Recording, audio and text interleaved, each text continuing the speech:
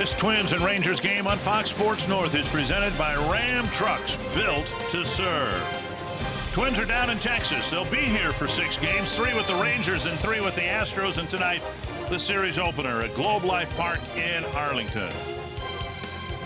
And Drew Hutchison, who was picked up by the Rangers mid-season, he's a veteran journeyman pitcher, will go against the rookie left-hander Steven Gonsalves of the Minnesota Twins. And we welcome you to Arlington, Texas. Dick Bramer joined for this, or the rest of this road trip by LaTroy Hawkins, and you went through it a little bit in 1995. The nerves overwhelming a young pitcher. In this case, it's been Steven Gonsalves, and the Twins are hoping that he'll feel a little bit more relaxed out there every time out. Well, yes, after his first start, he told me that he couldn't feel his legs. They were shaking all over the place, but now he's starting to get comfortable. His last game out, 5 innings, he was able to pitch and felt comfortable not having his best stuff and was still able to get out.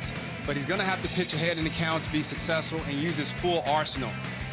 Putting hitters out, putting hitters away when he's ahead in the count, and being able to throw his off-speed pitches when he's behind in the count, because all hitters in the major leagues can hit a fastball, especially when they're up in the count. Well, 2 teams that are struggling in the standings, but they both got some very potent power hitters. For the Minnesota Twins, of course, Miguel Sano hit a home run last night in Cleveland, and Joey Gallo, one of the more powerful left-handed hitters in the game. It'll be the first of 3 between the Twins and the Rangers when we come back.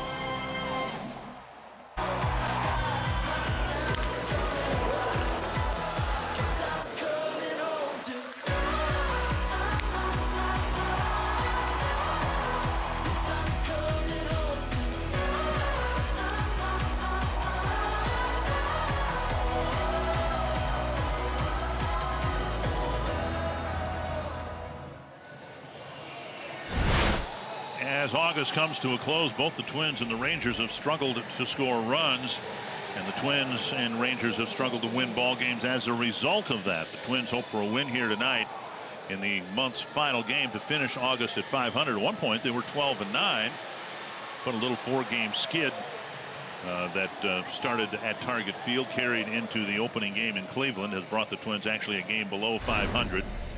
Sanford Health injury report: the Twins will play very likely the rest of this road trip without Eddie Rosario. That last step, reaching for the bag on his infield hit yesterday in Cleveland, tweaked a quad muscle, and he stayed in the game, played for another inning or so, but then had to come out, and the Twins are going to probably put him on the shelf for the balance of this road trip. He's been obviously their most consistent hitter all year long.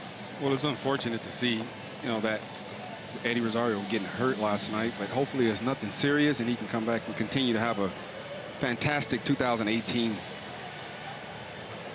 And the Rangers, of course, found themselves struggling this year, sitting in the bottom of the American League West. 7 games behind 4th place Los Angeles, 24 games behind the Houston Astros. And Steven Gonsalves will be making his 3rd major league start. As we've suggested, there was a great deal of improvement from start 1 to start 2, because, as you said, he couldn't even feel his back leg when he was making his major league debut. What was it like for you? It was quite a few years ago, back in 1995, but you kind of went through the same thing that Gonsalves did. Well, you're right, and I think every pitcher comes up, and every player, once you get called to the big leagues, you have those nerves. And you know what you did to get yourself to the big leagues, but you try to do more, and you kind of get caught up in a moment. But my second time around, when I got called back up that September, I was more nervous than I was when I made this team out of spring training. Really? in 95. Yeah, I guess I should have had those type of nerves in my stomach and going on the first time, because I was more relaxed. But when I came back up in September, I was nervous. I was about as scared as they can come. Well, let's see if the Twins can give Gonsalves a little early run support. Here's the Menards batting order, minus Eddie Rosario. Joe Bauer leading off. Jorge Polanco back in the lineup. Robbie Grossman, Miguel Sano, Max Kepler, Mitch Garver, Jake Cave, Tyler Austin, and A-Ray Adrianza. Tonight's starting pitcher stats are brought to you by Home Furniture. Drew Hutchins, one of my teammates in Toronto in 2015. Decent fastball, probably 88 to 91, but his main out pitch is his changeup. I remember him having an extremely good changeup, and I'm sure he's going to use that against the left-hand hitters and the right-hand hitters. Northland 4 defense. defense for the Rangers. Shin Soo Choo in left, Carlos Tochi in center, Nomar Mazara is in right, then Profar, Andrus, Odor, and Gallo the infielders, and Robinson Chirinos behind the plate. Very warm and muggy here. Temperatures climbing into the upper 90s. Heat index over 100. Todd Tichenor calling balls and strikes. Bill Miller, the crew chief, at first. Alan Porter at second. Angel Hernandez at third. The Rangers have struggled, as we said, scoring runs. Hutchison's 28 years old. Started the year in the opening day roster for the Philadelphia Phillies. Spent some time in the Dodger organization. And then was picked up earlier this month by the Rangers. And making his start here tonight on 6 days rest. Mauer in the box. We're ready to go. And Mauer takes inside, ball one. Hudson's pitched against, he's 2-0 with a 4.41 in his career against the Twins. 8 earned runs and 16 1/3 innings pitched. And a couple of those starts were in 2015 when we were teammates in Toronto. Taken low, it's 2-0. Overall, the numbers haven't been good for him or the Texas pitching staff. They come into this game tonight with a 5.86 ERA since the All-Star break. Fouled away. Joe swinging away on 2-0. They've had a rough go this season because of injuries, and they had some guys traded. Cole Hamels was traded to the Chicago Cubs. But, you know, when we talk about this team and we look at the Twins, I think they've kind of had the same type of seasons with, you know, things that have gone wrong throughout the course of this year. Mauer drives it foul, 2-2.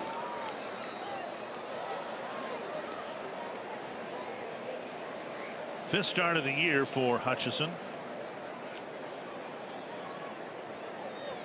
And they're listing the first pitch temperature at 94 degrees.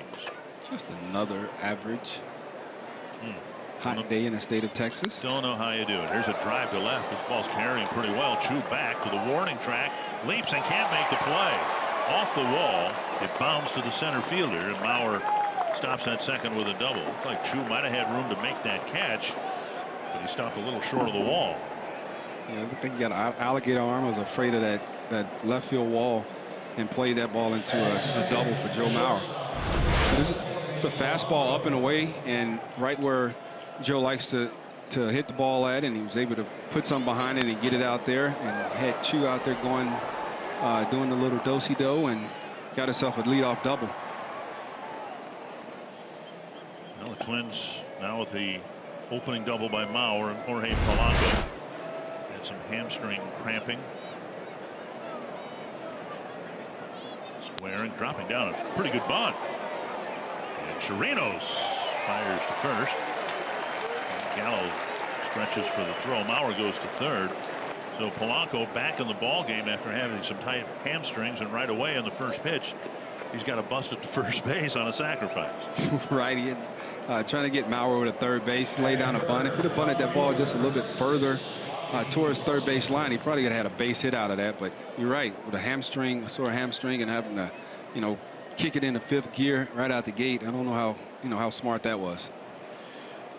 Here's Robbie Grossman. He's taken over in left field. He's taken over the third spot in the batting order for Rosario. Infield brought in about halfway here in the first inning, and Grossman takes a strike over the inside corner.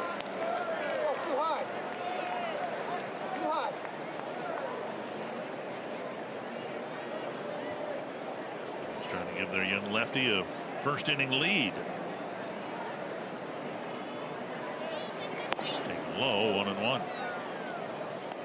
You know, if anybody's perfect to be in this spot on this team is Robbie Grossman. You know, he takes good at bats, he gets deep in the count, he makes the pitch work, and you know, he's going to put the ball in play. Big two-run single in the one game the Twins won in Cleveland. Inside 2-1. Look at the Rangers, how they defended them. They're not completely all the way in, but you know, they got the infielders halfway. This shortstop, Andrews, and Odor at second base, they're halfway in.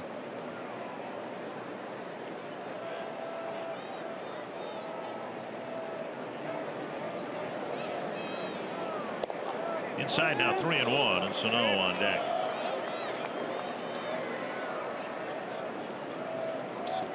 Good curveball, slider, a breaking pitch right there from Hutchins. He thought he had it for a strike, and Tishner was not buying it.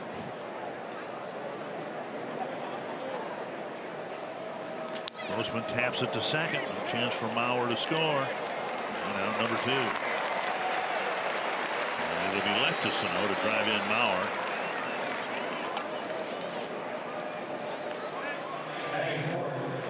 AP Brighter pitcher Miguel Sano put up good numbers against the Rangers in his short major league career, but Twins are hoping to see some improvement from Sano in spots like this. Hit a home run in the 9th inning against Brad Hand yesterday.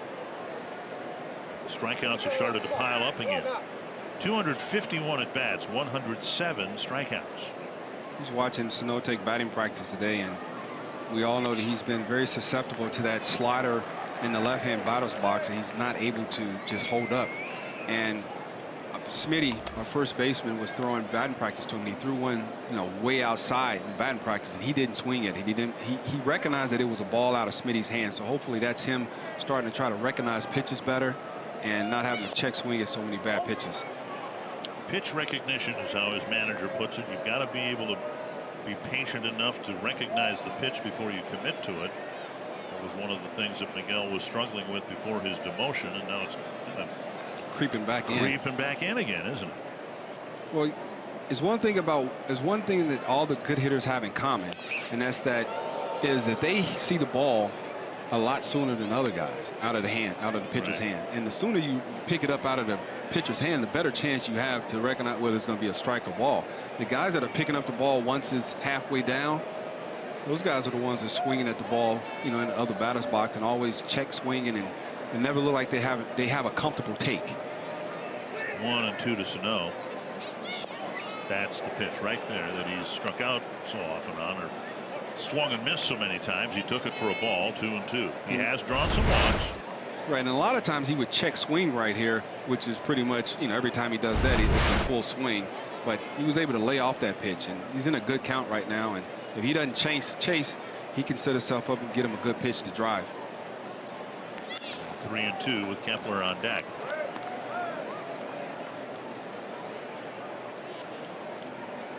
Sano's one of the guys in the clubhouse. Whenever I see him, I always challenge him, because he's the type of kid that needs to be challenged all the time. Tell him what he can't do, and he seems to always go out there and do it for you. Full count, 2 down. Mauer at third, and he took ball 4. Hadn't seen that. It's a great at bat right there. He took some borderline pitches that he normally swing at, and he was able to not even offer any of those pitches and worked himself a walk. First and third, 2 down, and now Max Kepler. Max has seen the batting average drop back into the 220s.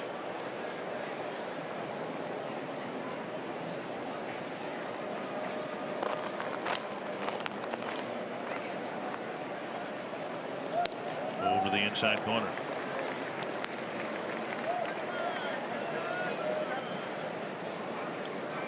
Kepler with 18 home runs on the year. Rosario leading the team with 22.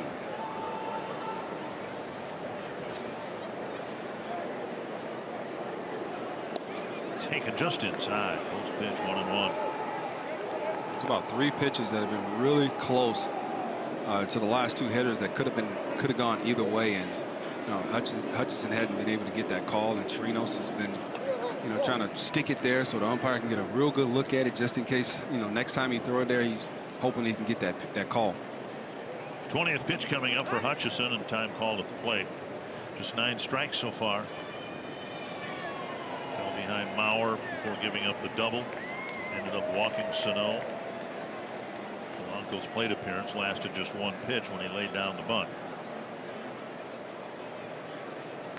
High pop up behind second base. Andrus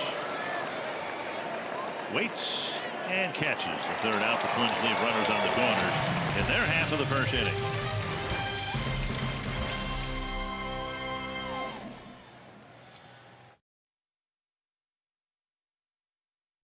with the Rangers. And they've got a ways to go.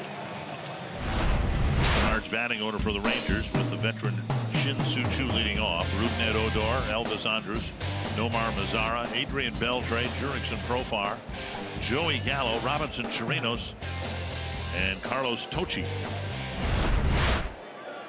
And Gonsalves will take these numbers to the mound for his third big league start. Tonight's starting pitcher stats brought to you by Home Furniture. Mr. Steven Gonsalves just trying to build on what he did the last time out. He's went 5 innings, and he's going to feature his fastball 87 to 91, with plus carry, curveball 70 to 74, and his slider 80 to 85, changeup 78 to 82. If he can use all those pitches, should be a good night for the tall lefty.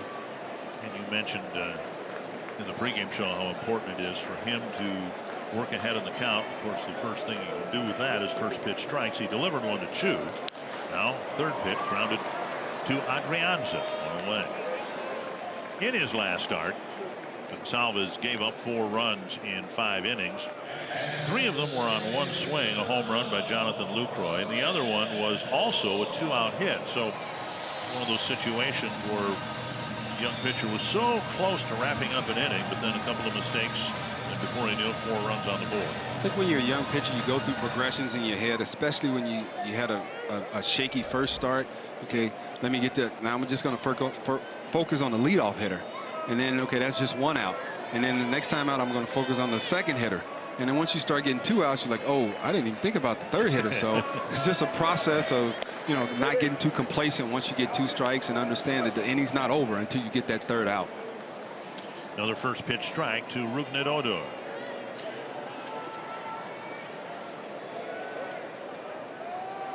Rangers have been beneath the 500 mark ever since April 1st this year. 1-1. They've lost 4 straight. They, like the Twins, have had trouble scoring runs. Odor with, frankly, a pretty nice bounce back season after the struggles he had last year, putting up decent numbers. 267, 17 home runs, 59 runs batted in. You know, Gonsalves, you know, against left-hand hitters, he just mainly fastball curveball mix, and right-hand hitters he's a fastball changeup mix, and I would like to see him throw his changeups to left-hand hitters as well, to try to keep them off his other pitches and keep them honest against that fastball. Pitch foul back. Last year Odor hit only .204. Played in all 162 games, but he hit .204 with 30 home runs, 75 runs batted in. I think that shows you how mentally tough he is, because when you see a guy that struggled for a whole season, you know, your manager usually, okay, I'm gonna give you a mental break today, and he didn't ask for one of those. He played all 162 last year. Ground ball to second, 2 down, and that'll bring up Elvis Andrus. Northland Ford defense for the Twins without Rosario, the fixture in left field. It's Robbie Grossman there tonight. Cave in center, Kepler in right, Sano, Polanco, Adrianza, and Mauer. Logan Forsythe not in the starting lineup, but available off the bench, and Mitch Garver doing the catching. Grossman, we've seen him a lot in the DH spot. We've seen him in the corner outfield spots, and he might get a lot of play in left field with Rosario not expected to play either here or in Houston. Here is Andrus. They're going to have some September call-ups. And I don't know who's going to get called up at this point, but I'm sure there's going to be some outfielder, and he's going to be able to go back to his DH spot, and whatever young guy that we decide to bring up is going to get a chance to go out there and play while Rosario's still healing from that quad injury. Andrus with a sharp single to left with 2 down. Bring up Nomar Mazara. Made a trade yesterday, getting Bobby Wilson to the Cubs and getting Chris Jimenez, who was with the Cubs AAA team in Des Moines, will be among the reinforcements tomorrow. And good for Bobby Wilson. I think anybody who spent any time with him at all realized what a genuinely nice guy he was and how devoted he was to the game of baseball. And here he'll get a chance to be a part, perhaps, of something special on the north side of Chicago. He played with Bobby in 2012 with the Angels, and I texted him last night once I saw the trade was made, and I just thanked him for coming over here and being such a professional and allowing us to showcase, let him showcase his skills to let the rest of the organization know that he is a big league catcher. And, you know, I wished him luck, and I told him go win himself a ring. He deserves it. Ball one to Nomar Mazara. Another backup catcher got dealt today. Drew Butera got traded from Kansas City to Colorado. His father Sal's been following the Twins. He was in Cleveland and he's here, and excited that Drew might have a chance to get into the playoffs again with the Colorado Rockies. I saw his dad in the cafeteria and told him Drew's going to love Colorado. Fantastic place. He's going to love all those guys over there in the organization, and hopefully he can go over there and, you know, get himself in the playoffs and give himself a chance to win a ring. 1-1 to Mazara. Just off the outside corner. Very close pitch. 2-1. You know, these are the counts that we're talking about. I would mention in the 2-1. There's 1-1 fastball just off the corner to the left hand hitting Mazara. I mean, it's a borderline pitch, but as a pitcher, you want that pitch. But what he's going to do here in 2-1 in the hitter's count, he'll be able to throw his breaking pitches behind in the count. Tried for that outside corner again and missed again. 3-1. Beltre on deck. You can see early on that Tishner is not giving, you know, either one of the pitchers anything on the corners, anything borderline. If it's on the corner, he's going to call it, but you got to be right there.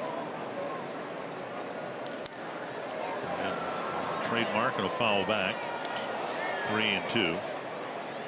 Andrus, the runner at first, will take off early, and it looks as if the Twins are going to leave Mauer at the bag. Nope. Now he's being moved behind the runner at first.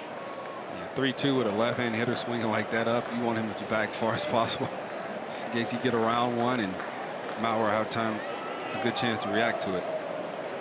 3-2. Andrus goes, and another foul.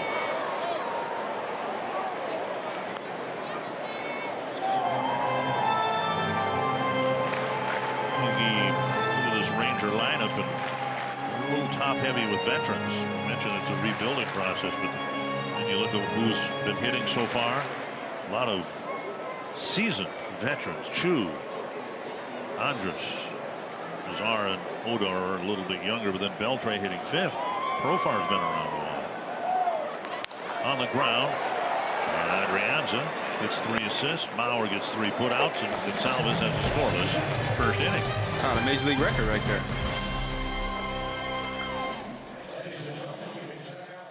Against all their teams, not just the teams with winning records. They play the Cleveland Indians very tough. I think they're 9-10 against them so far. If they can continue to have that intensity against all the teams, they can finish this 2018 season, you know, with a good push. Carver facing Hutchison, and strike down and away. Okay, that was a pitch that he probably wouldn't have called strike in the first inning.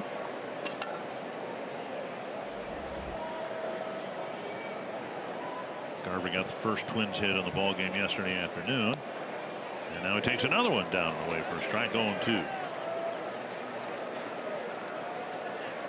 Just a good slow curveball right there from Drew Hutchison.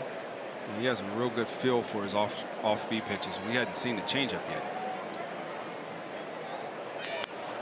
Man, Carver fights one off to stay alive. Twins 62-71. They still have hopes of putting together a strong finish and get close to, if not to, the 500 mark. A homestand coming up with Kansas City. They have 7 games left with them. 6 more with Detroit. 3 more with the White Sox. Contending teams ahead, of course, Houston in the back end of this road trip, then the Yankees at home, and Oakland out in the Bay Area. 1-2. Chopper to third. Profar can't make the play, and I'm not sure he touched it. It hit the base anyway. But if he hadn't touched it and it rolled foul, that would have been a terrible break for Mitch Garver. He got an infield hit as it is. This is a sinker right there that he beat into the beat off the plate. Profar was playing deep. He had to come in and try to make a bare hand play, and skip up under his hand and just rolled down and hit the bag. He couldn't have bunted that ball any better. He never touched it. And that ball almost rolled foul. So Garver gets a leadoff hit. Second leadoff hit for the Twins. Mauer started the first inning with a double, and now here's Jake Cave.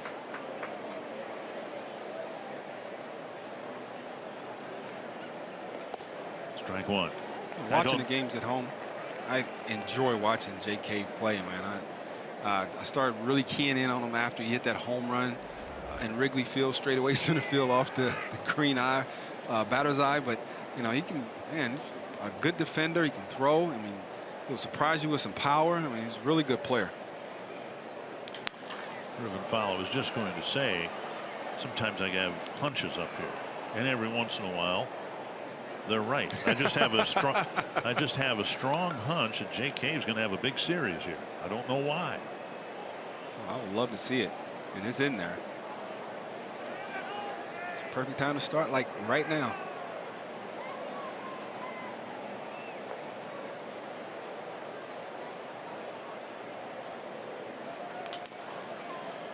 Cave, of course, acquired by the Twins late in spring training. Now, as it's turned out, the Yankees have had all sorts of problems health-wise in their outfield.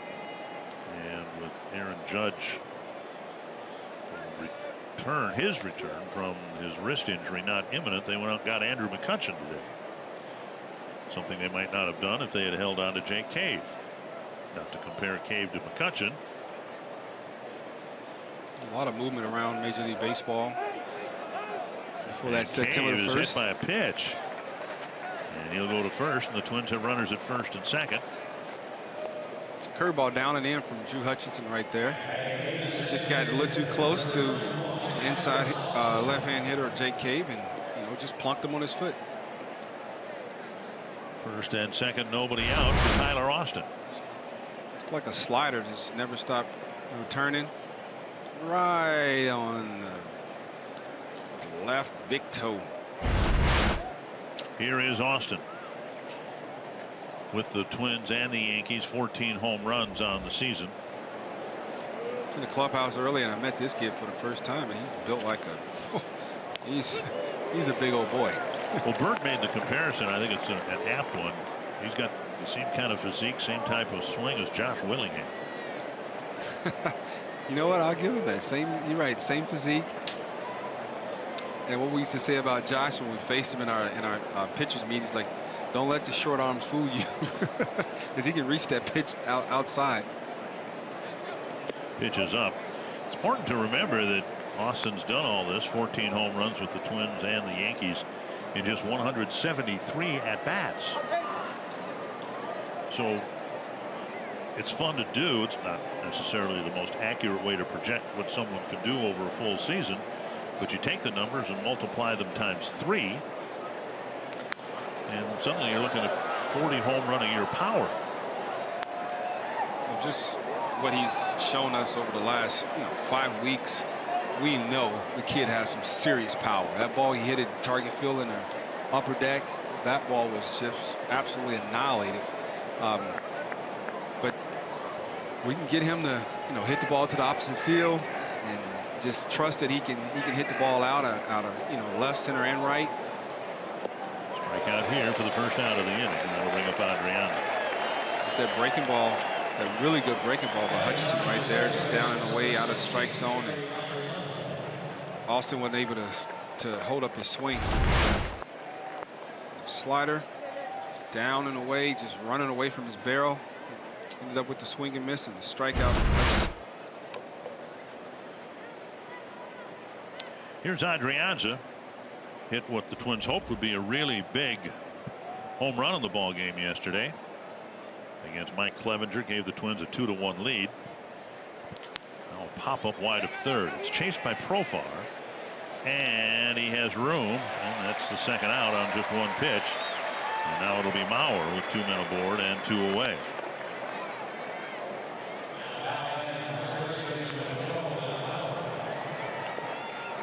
One of the coolest things when myself and Torrey and Morneau, we up here working the games with you, Richard, is that we're always texting each other.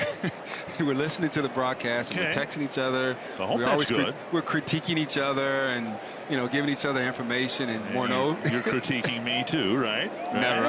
I know you do your job. You do an incredible job. And Morneau texted me and said that he told you it was about Willingham. He reminded him of Willingham, not Bert Blyleven. Oh, is that right? Yeah. So give Justin Morneau his due justice. Well, I apologize. I thought it was Bert. He apologizes, Justin. I know you're listening. He apologizes. 1 strike to Mauer. See if Mauer can get another one of those fastballs and drive it in the left center field gap. Driven foul down the left field line. Now 2 strikes. Well, Hutchison had to work out of a jam in the first inning after Mauer's leadoff double. He eluded Chu in the left field corner, and now this inning, an infield hit and a hit batter, first and second, nobody out, and the runners haven't budged, and now there are 2 out. Well, you can see the pitching game plan with Mauer. They're going to feed him. Everything is going to be away. They hadn't come in one time yet. Up and away. And you would think that the way Mauer swings the bat, that's pitching to his strength, but they see something in their scouting report that they're going to pitch him away and let him hit it away, and they're going to squeeze the gap over there in left center field. 1-2. Breaking ball. The dirt struck out Mauer for the second inning in a row. Hutchison pitches out of a jam.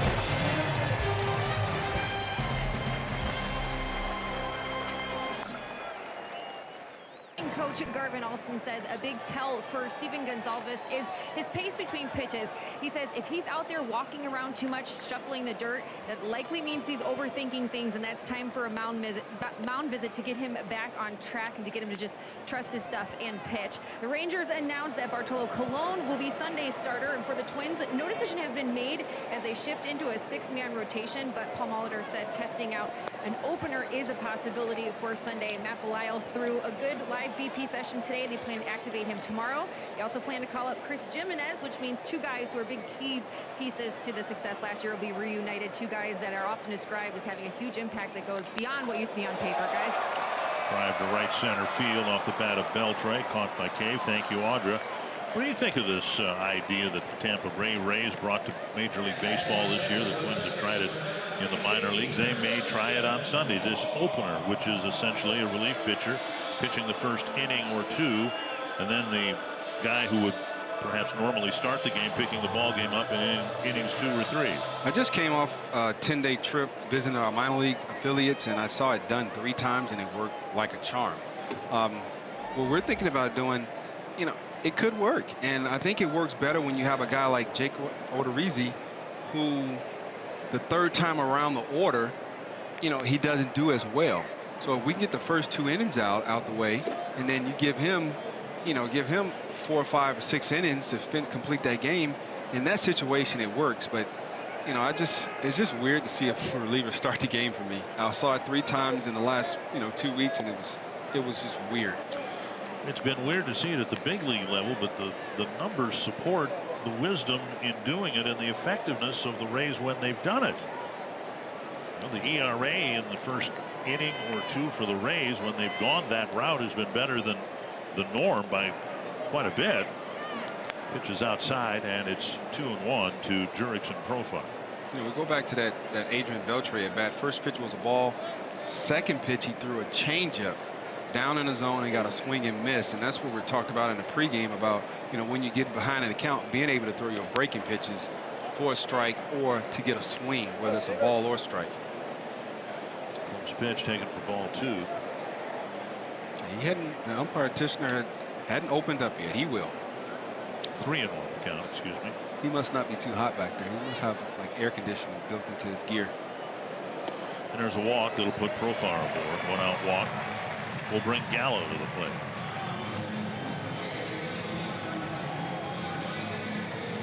Steve Buechele, longtime Ranger third baseman, now their first base coach. And Profar's aboard with 1 down. Here is Gallo. Talking about Sano's strikeouts, and to be fair, we need to let you know about Gallo and his strikeouts. 34 home runs, 78 runs batted in. Gallo has 428 at bats, 173 strikeouts. 27 away from 200. There's the first pitch strike call. But the way the game has changed, people doesn't worry about those strikeouts. The only concern is what, on our sheet, that middle number, and he has 34 home runs and 78 RBIs. He's hitting 210.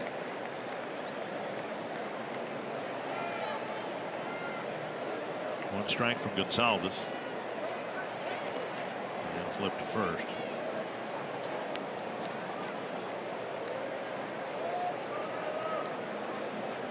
In Chattanooga last weekend, we were playing the Marlins Double-A team, and they had a center fielder who had 193 strikeouts. Oh my. That's it to the gap in left center, but Grossman's there to make the catch. Look, the infield and the outfield swung around. Grossman's able to make the catch of the line drive, 2 down.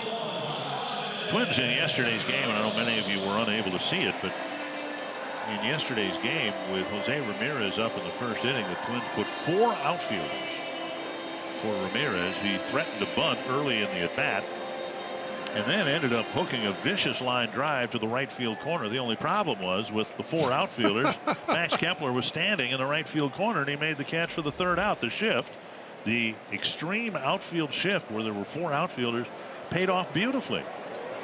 That was one of the coolest things I've ever seen. You get the ball down the right field line, and you do not get a base hit out of, a double out of it, because our right fielder is standing on the line because of the new positioning. Right. Twins have thrown 137 pitches with a 4-man outfield, and anytime you've shifted more in any category more than the Astros, you're doing something. And you look at all the pitches thrown with a 4-man outfielder. Just step back though and think about it. Everyone, not everyone, but there's so many more hitters now who are focusing on hitting the ball in the air. That's the whole point of launch angle and all that. Well, why would you have 4 infielders when the hitters are simply trying to hit the ball to the outfield and beyond? There's more territory out there in the outfield. Right? I mean, geometry tells you that. Yes. You play the game at a right angle, so there's more territory out there. So I'm guessing that unless the hitting approaches change, we'll see a lot more 4-man outfield alignments with 3 men on the infield. What's the worst that's going to happen if a ball gets through the infield? It's a single, right? Well, yeah, depending on who's running. Yeah. But, I mean, I like it.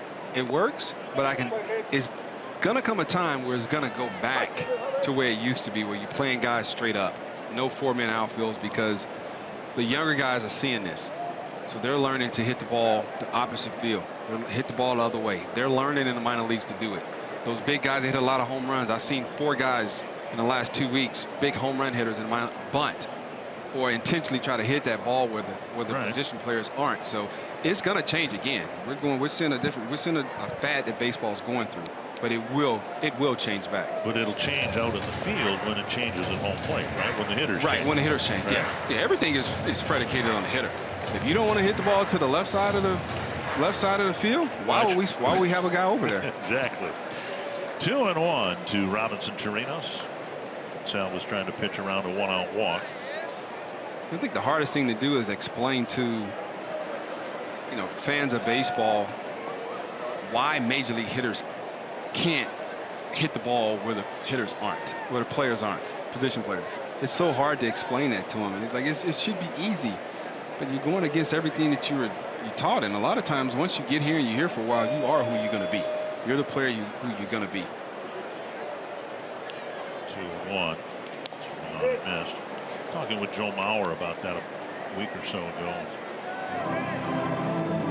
Joe said, that's where the increased velocity in the game really comes into play. It's harder to have bat control and position the batted ball where you want when the average fastball is 3-4 miles per hour faster than it was when he started.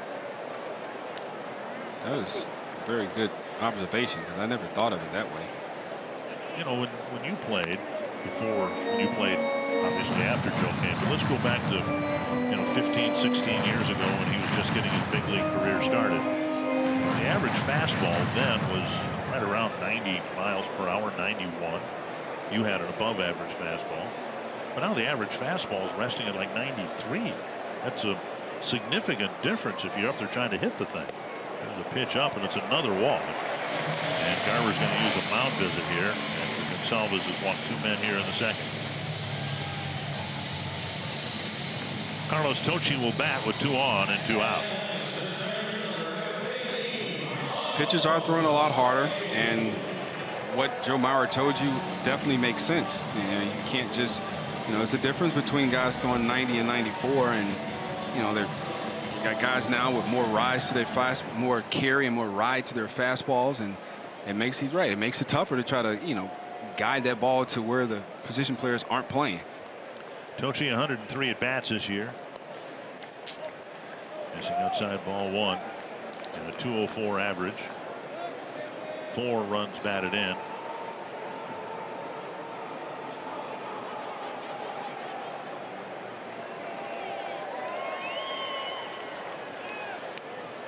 There's a strike. 1-1. Watching Steven Gonsalves' video of his first 2 starts, and I watched a lot of his starts in the minor leagues on my computer, and he's always had a lot of trouble pitching in to righties with his fastball, and I think that's because when he sees the catcher sets up in, he starts to fly open and try to get there with his body instead of going there with his arm. Adrianza cuts behind the bag to catch the 3rd out. Rangers strand a couple, and we head to the 3rd in a scoreless game.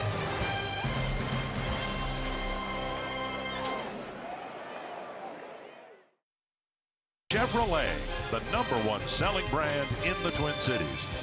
And by Grand Casino, the best stories start here.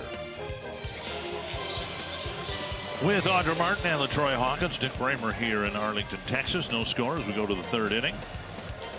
And it'll be Jorge Polanco leading things off for the Twins in the 3rd. He laid down a sacrifice bunt, getting Joe Mauer, who'd led off the game with a double, to 3rd base, but then the Twins didn't bring him in. You see Jorge hit a couple home runs, so he don't have to run so fast around the bases. Over the inside corner, strike 1. That was a fastball in right there by Drew Hutchison, and Tichenor, he called that a strike, so it looks like he's starting to open up just a little bit more slowly but surely, and hopefully his game start to roll in a little bit. Now the outside corner, and it's 0-2.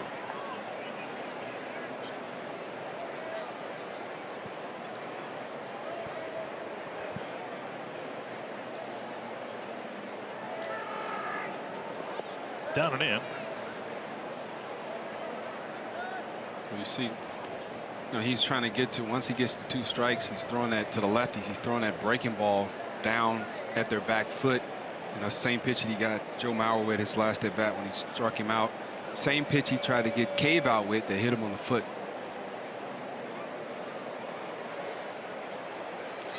Fouled off a leg.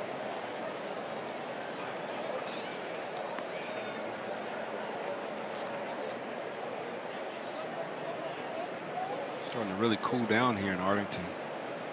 Earlier when we first started the game, it felt like somebody was blowing an air dryer. Talking about?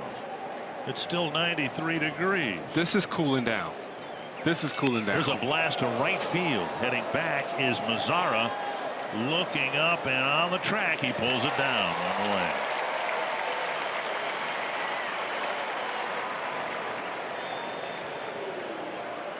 Polanco just got under it a little bit. Got him a pitch that he can handle, just what they would have, deposited it in the right field seats. Hit it up into that frigid, chilly breeze that's blowing in from right field. Well, I can tell you this. It doesn't feel like a hair dryer anymore. Does it? No. And that's cooling off for us people that live in Texas. Here's Grossman. And he takes up ball 1. And this is, I think, the unofficial or maybe the official start of high school football season here tonight in this part of the world, as it is back home. I know. Swung on and missed.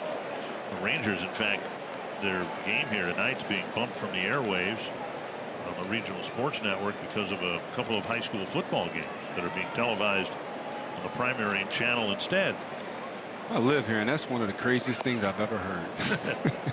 You bump a professional baseball game for a high school football game. I know we live in the state of Texas and football is king, but it's still high school. It's not the pros. This is professional baseball at its highest level. 2-1 to Grossman, and now 3-1 with Sano on deck.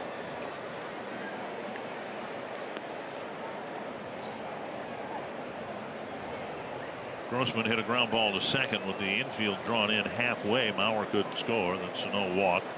Kepler popped up, and that was the end of the first inning threat.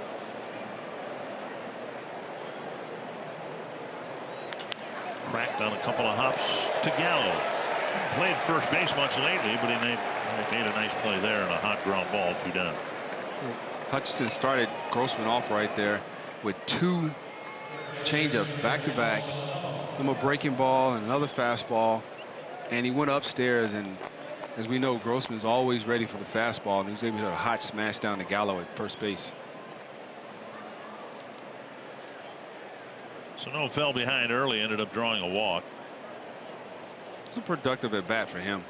You know, he took some tough pitches and spit on some pitches that he normally swing at, and hopefully started getting into, starting to recognize pitches early like we spoke about, and getting to the point where he only swinging his strikes and hitting them hard somewhere. 29th walk of the year for Sano. It's interesting, none of them have been intentional walks. The ball stroked to left. Chu is over to make a diving catch, heading toward the foul line. Fine running diving catch by Shin-Soo Chu, taking an extra base hit away from Miguel Sano.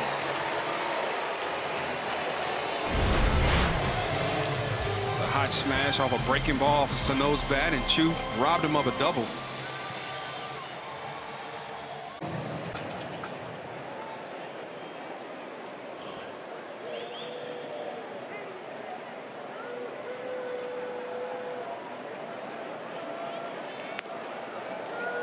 Well, the Yankees, of course, will be coming to Target Field in a little more than a week.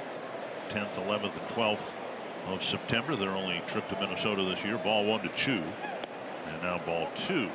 Chu, Odor, and Andrus in the Texas 3rd inning. Well, after that first inning, he was pitching ahead in the count. The last couple innings, he's definitely started to fall behind. He needs to get back in a good rhythm of throwing strike 1 to these Rangers hitters. Swing and a miss, 2-1.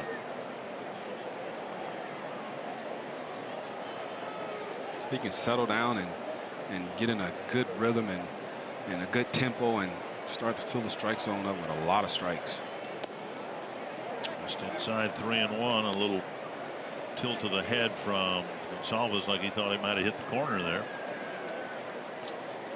2 walks. He got away with them in the 2nd inning. Doesn't want to walk the leadoff man here in the 3rd. There's a strike, 3-2. Chu's hitting leadoff because he is a high on base guy, not only a 280 hitter, but he draws an awful lot of walks.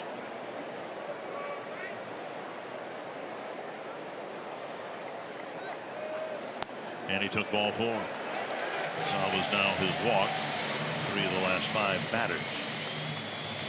That'll bring up Odor. Odor hit a ground ball to second, his first time up.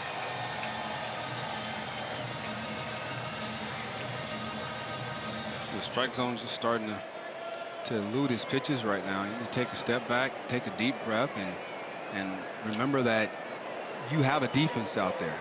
Let them put the ball in play. You can't strike everybody out, and just let it eat. Don't try to be too fine, because as you see, the umpire is not giving you a lot of pitches. Popped up off center field. Grossman running in, and he's there for the catch, 1-1. So far, Gonsalves has gotten just 1 ground ball double play. If he can get Andrus to cooperate here in the 3rd inning. Saw Grossman come flying in for that ball, and it looks like the wind up there is playing a little tricks with the ball. That's why Chu, did his little dance out there, and you saw Grossman run in. He had to slam on the brakes extremely fast and hard, and drift back to his right to catch that ball. Yeah, I don't know whether it's the wind, maybe the twilight. This is a tricky time for outfielders with the sun setting now, and it's Sometimes big baseballs get lost in the twilight. Here's Andrus with a single his first time up. Just outside ball one.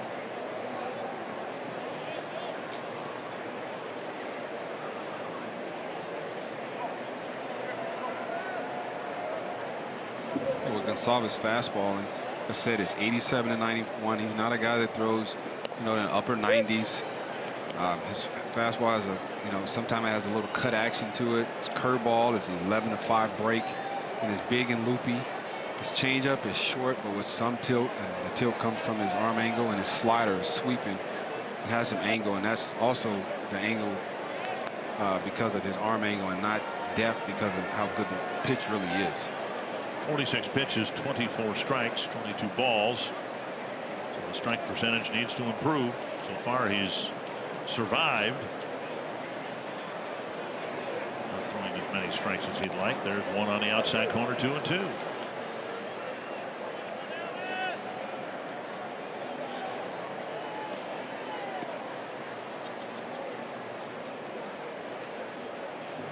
Elvis Andrus, he's a guy that he'll hit the ball wherever it's pitched. If it's pitched down in the way, he's going to shoot the ball to right field. If you come in on him, he's going to try to turn on it. Slider to center, a base hit. And Andrus has both Texas hits, first and second, one down now for Nomar Mazara. And it didn't let me get to the fact that if you throw the ball down the middle, he'll shoot that ball right back to center field.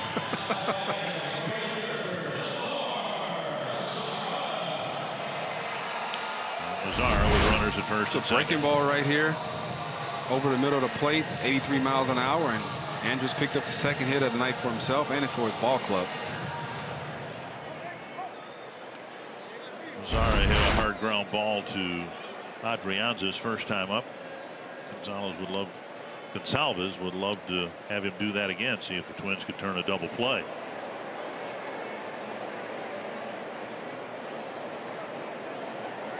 Slow breaking ball hit the corner, 72 miles per hour. And that's that 11 to 5 curveball I mentioned. That sometimes he tries to, he throws for a get me over pitch or to sneak that first strike to left-hand hitters.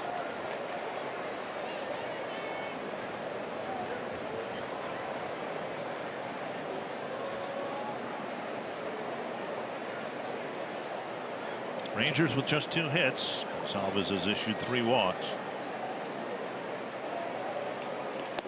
Away.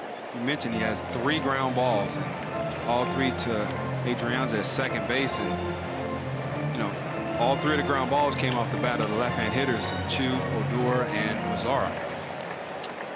7 strikes, 23 balls now. Pitch number 51.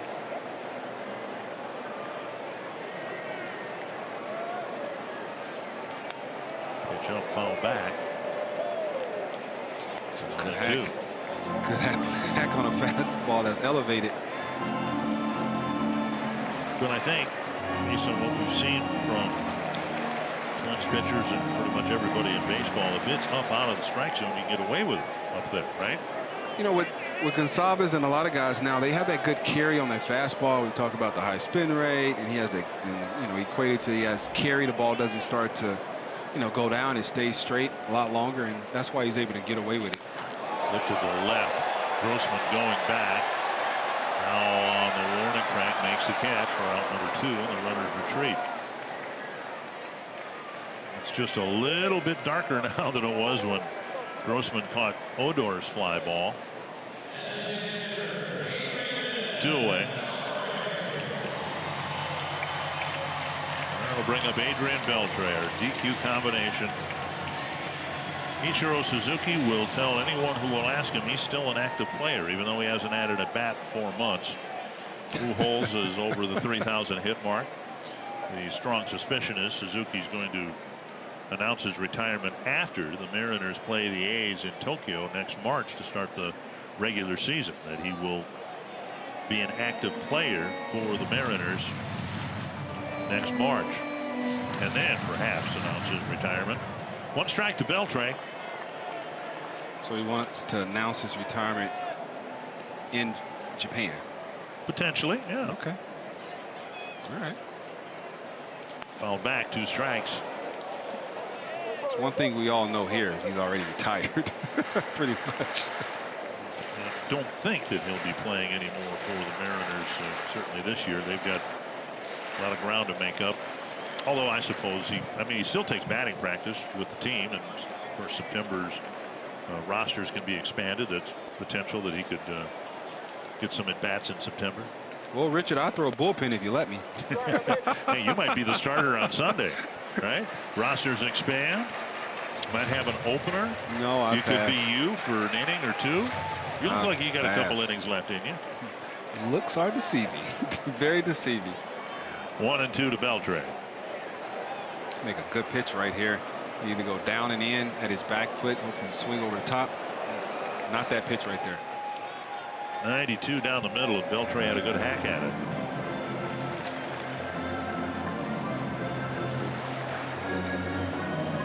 You understand he doesn't have to work so much harder with his body trying to get in the right-hand hitters. He starts to fly open, and it leaves his arm in no man's land, and either he misses really bad or he never hits the spot. Nice block by Garber. That ball landed 4 feet in front of the plate.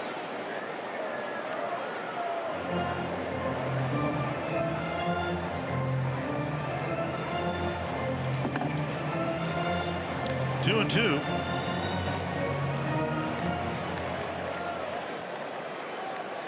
It's a tough out right here. It's a big pitch. I'm going back with the changeup, down and away, so you can get him to swing over the top of it. Runners go, and the pitch fouled away. Chu took off from second. He would have stolen third, and Andrus would have swept into second behind him. They each got great breaks.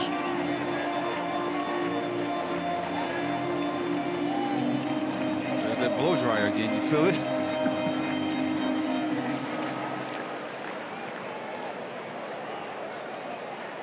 Put a couple of men aboard in the second.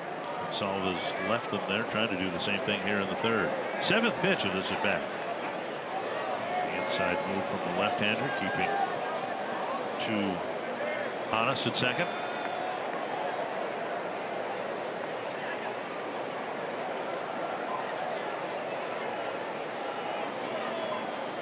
Another big pitch. Still looking for that changeup. See him swing through it.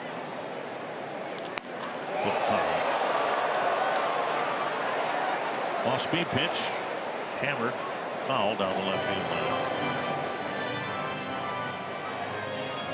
line. Beltre's name brought up in some trade rumors both before the July deadline and tonight's midnight Eastern deadline. He's got the right to refuse any trade as a 10-5 guy, 10 years in the big leagues, 5 years or more with one club. Changeup. Just missed 3-2. Gonsalves was headed towards his dugout. He thought he threw a perfect pitch to strike him out. That was a really good 3-2-2 changeup right there, right at the bottom of the zone. I mean, that's a pitch that you want. Wasn't able to get it. Beltre thought he was rung up right there. Now you have to compose yourself and make another good pitch. I'll throw that same pitch right there in the same spot. You get a good swing out of it. Go to the right field corner, foul.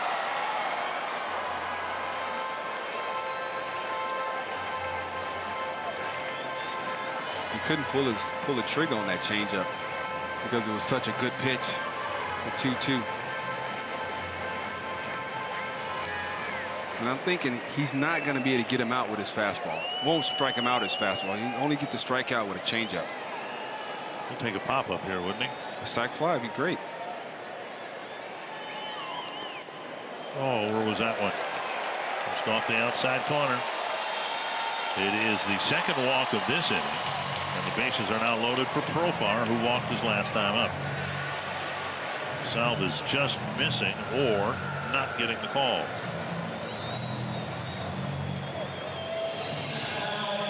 Garber's doing a good job. Here.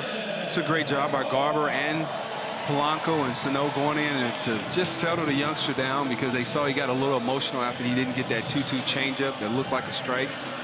It's a good job by some of the guys that have been in the big leagues for a couple years. Settle him down so he can make a good pitch and get out of this inning.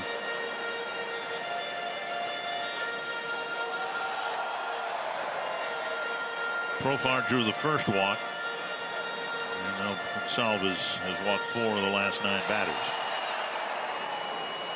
You know that old saying, your mom said, you play with fire, you get burned. And walking guys, he's definitely playing with fire right now. First pitch, strike to Profar.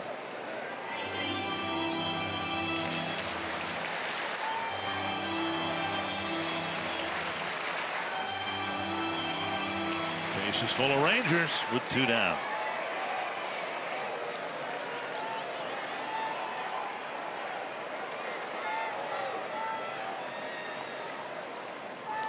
Drilled to the left field corner and off the wall. 2 scores. Andrus scores. Beltre to third, and it's 2-0.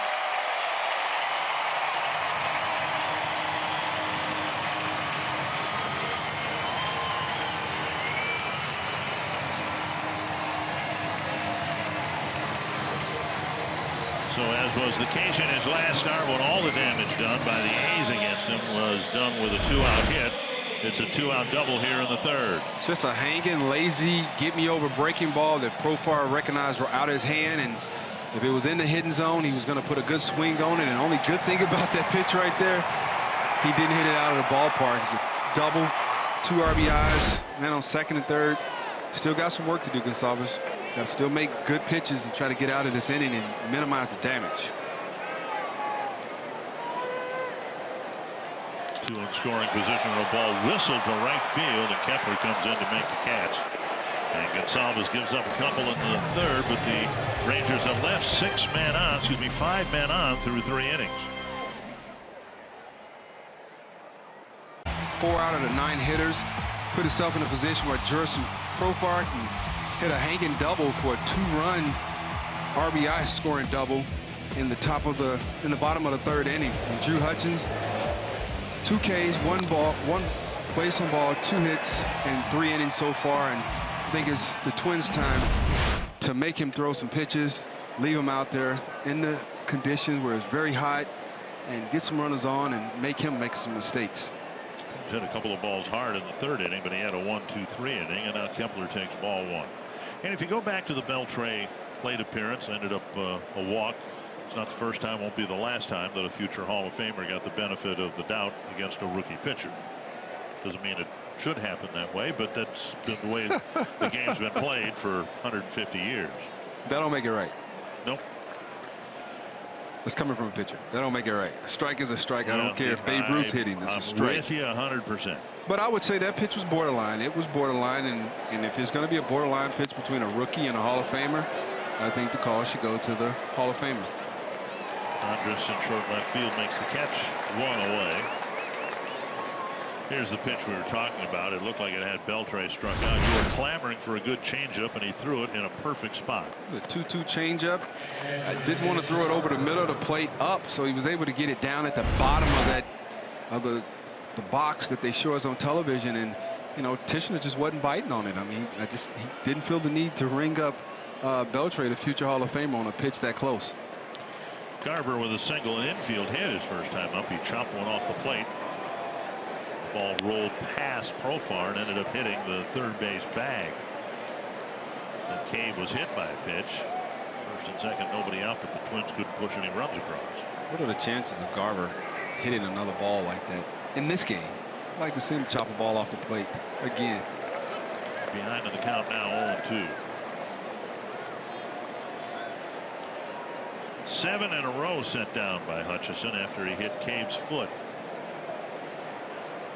We've seen from Mitch, you know, this is his first year in the big leagues. He got a handful of at-bats last year. Just outside. What appears from up here, at least, to be a really good 2-strike approach. We've seen him with 2 strikes get a bunch of hits, and most of them going to right field.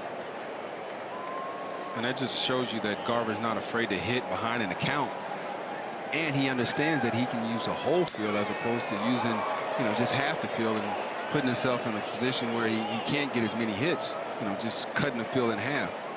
He understands that using the whole field is conducive to, you know, getting a lot of hits. Hutchison looked like he thought he'd hit the corner at least once. But now it's 2-2. Pop up center field. Tochi hardly has to move. 2 away.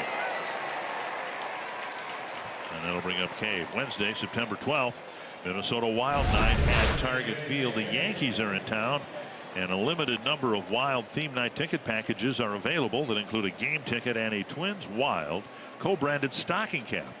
Learn more at twinsbaseball.com/wild or call 800-33-TWINS. They don't even have stocking caps down here in Texas, do they? No, I doubt it. I do. I wear them when it gets cold out. But again, cold for you is what, 60 degrees? It dropped another degree. Let's find you a sweater, shall we? Gee. Cave takes up and away. When it gets cold here in Texas, I mean, not snow, not cold. Like when I say cold, I'm not speaking of in reference to Minnesota cold. But when it gets down in the 30s, and you know, I have on a sweatshirt and I always have a beanie or a skull cap or whatever you want to call it, I always protected my head.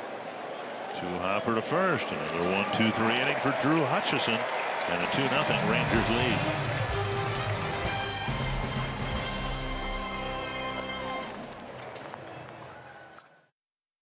When you combine the most provocative man in sports with the most interesting man in sports, you get opinion that cuts through the hype. Catch Speak for Yourself, Colin Cowherd and Jason Whitlock, weekdays at 4 p.m. Central on FS1. Audra Martin, LaTroy Hawkins, Dick Bramer here.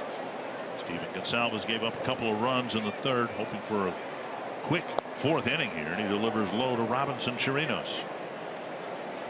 Yeah, he needs a quick, 1-2-3 inning. Get himself back in the dugout. A lot of pitches thrown in the bottom half of the 3rd inning. Hopefully he can get some quick outs. Fly ball right field, looks harmless enough. Kepler trots in. 1 down. The first 3 outs for Gonsalves were on the ground. All 3 ground balls hit to Adrianza. Every out he's gotten since has been through the air, including Tochi's pop-up caught by Adrianza in the 2nd inning. He's not known to be a ground ball pitcher.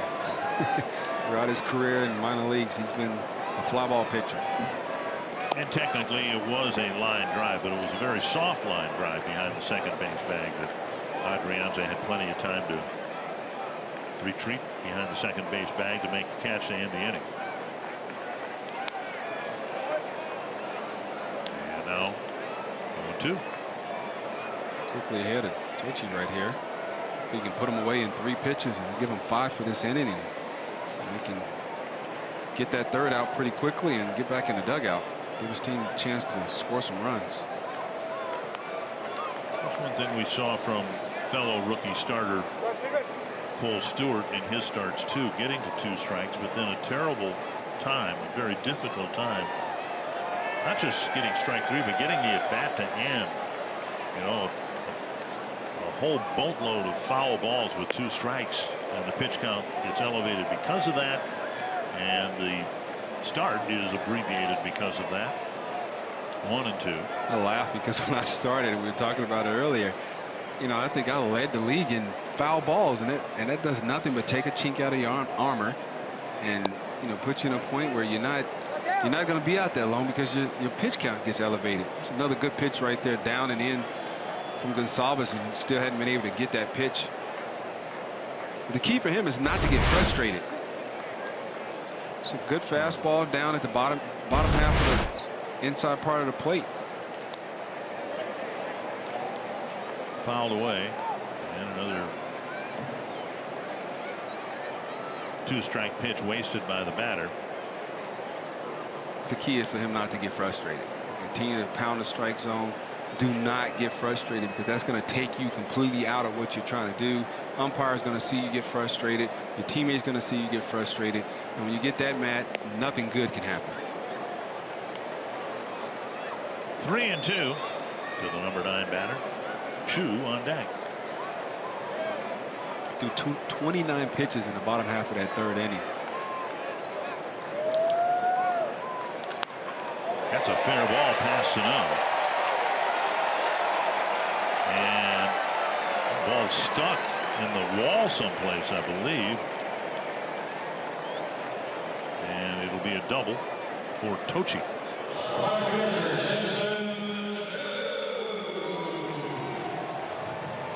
Not sure where that ball got hung up. The security guy.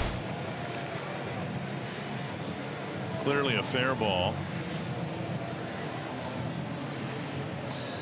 Hit the chair and then got stuck in his armpit. Little pinball action right there. A one-out double for Tochi, and now Shin-Soo Choo.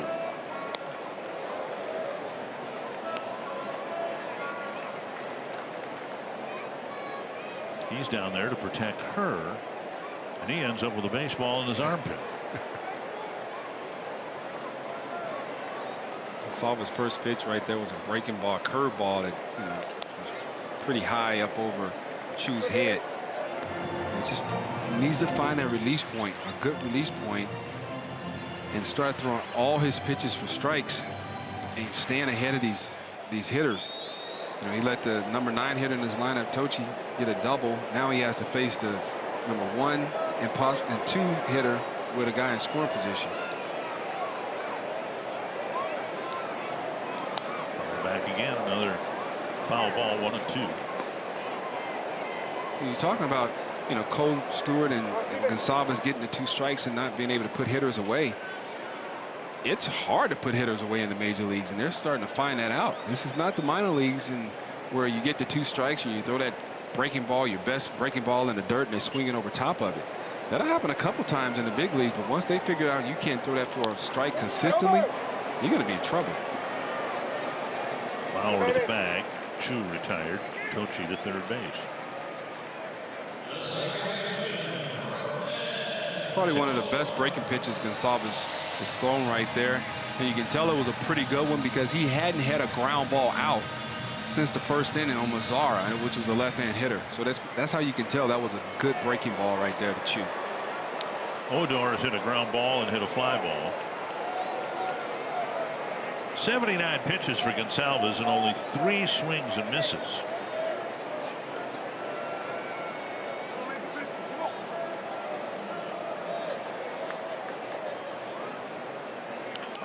On the ground, Mauer with a diving play to his right.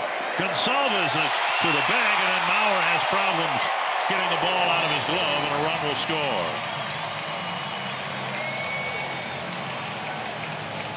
It would have been a close play. Gonsalves looked like he was a step slow in getting over to the bag, and Mauer picking himself up. Almost looked like he kneed the ball out of his glove. So a breaking ball right there over the middle of the plate that hit pretty hard down to Mauer. He makes a great stop. When he jumps up, the ball starts moving around in his glove, and it hits off his knee, and he wasn't able to make the play at first base. But like Richard was saying, Gonsalves hesitated getting over there, and only because left-hand pitcher, he's falling off towards the third base side, so he has to make up that ground to get to first base. A base hit, a run batted in for Odor, a 3-0 Texas lead, and a pitch fouled straight back. Strike.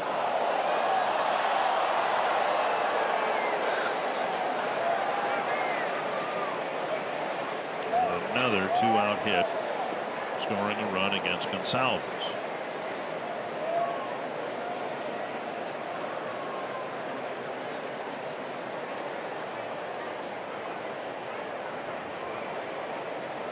Fastball off the plate.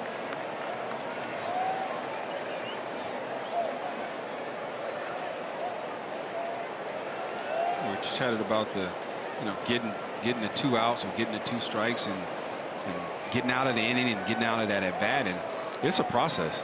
It is a process at the major league level because you're so accustomed to doing it one way in the minor leagues, the way you did it to get you to the big leagues.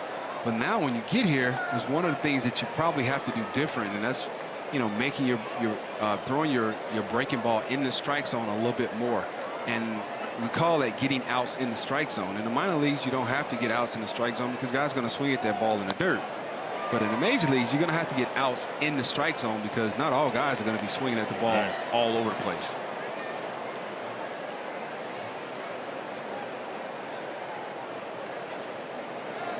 Gonsalves in his last 2 starts has given up 7 earned runs, and all 7 have been scored with 2 out hits. 1-2.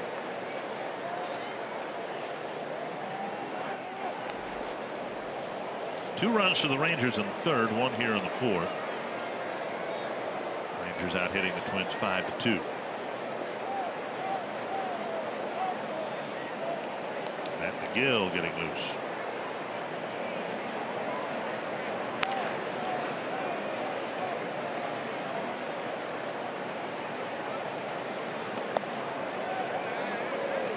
Facing low.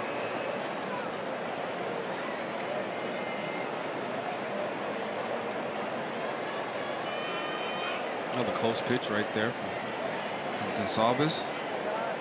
He gets that pitch up just a hair, and that's strike 3 to Andrews. Foul. It was not touched by Bauer in fair territory. That ball was rocketed right over the bag. It's not a reviewable play because it was right in front of umpire Bill Miller. I think he made the right call, but Joe's lucky he didn't make contact with that ball. By him before he could get the glove down. That ball hit in front of him and just, took a turn to the right. Foul area.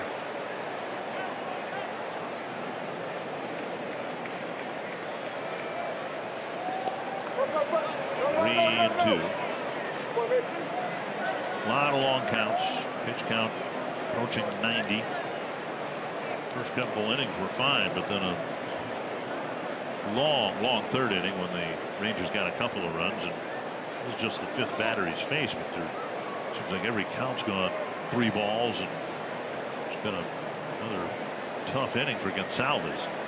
It's not the type of weather you want to have long innings in. On the ground, and now booted by Polanco. All hands are safe. Ball hit right to him. And Gonsalves will have to work some more here in the 4th inning. I think that's a direct result of, when a pitcher's out there, he's, like you said, in deep counts, 3-2, 3-2, ball 4, and the defense kind of get on their heels just a little bit, and a routine play right there. One of the best changeups he's thrown. You see he had Elvis Andrews out front. The routine ball, the Polanco, he got down on it, and just the ball went in his glove and came out. Now he has to go out there and, try to get this 3rd out against Nomar Mazara. And Todd Tichenor will come to the mound here, try to break up the meeting. And what was already a long inning is just going to be a little bit longer. We're here at Globe Life Park in Arlington. Audra Martin, Troy Hawkins, Dick Bramer, and for a while Patrick Swayze joining us. I understand many of you on satellite were switched to Dirty Dancing instead of Twins television, but we're back now. Dirty Dancing? What happened? I don't know. I just found out that we lost technical difficulties. And instead of watching Twins baseball, a lot of our viewers were watching Dirty Dancing. Down and away, ball 1. That pitch right there, he was trying to get a fastball down and away, and he spent off the fastball and threw it right into the ground.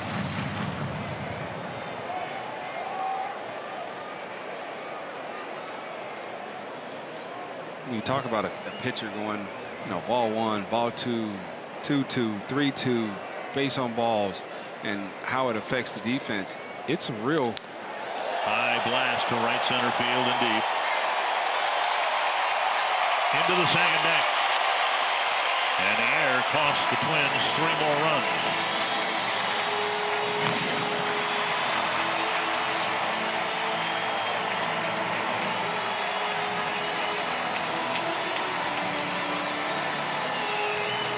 Mazara's 17th of the year, and it's 6-0 Texas.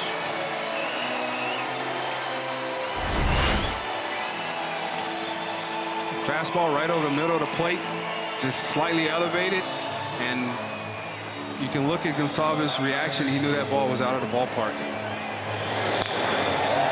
3-run shot for Nomar Mazara.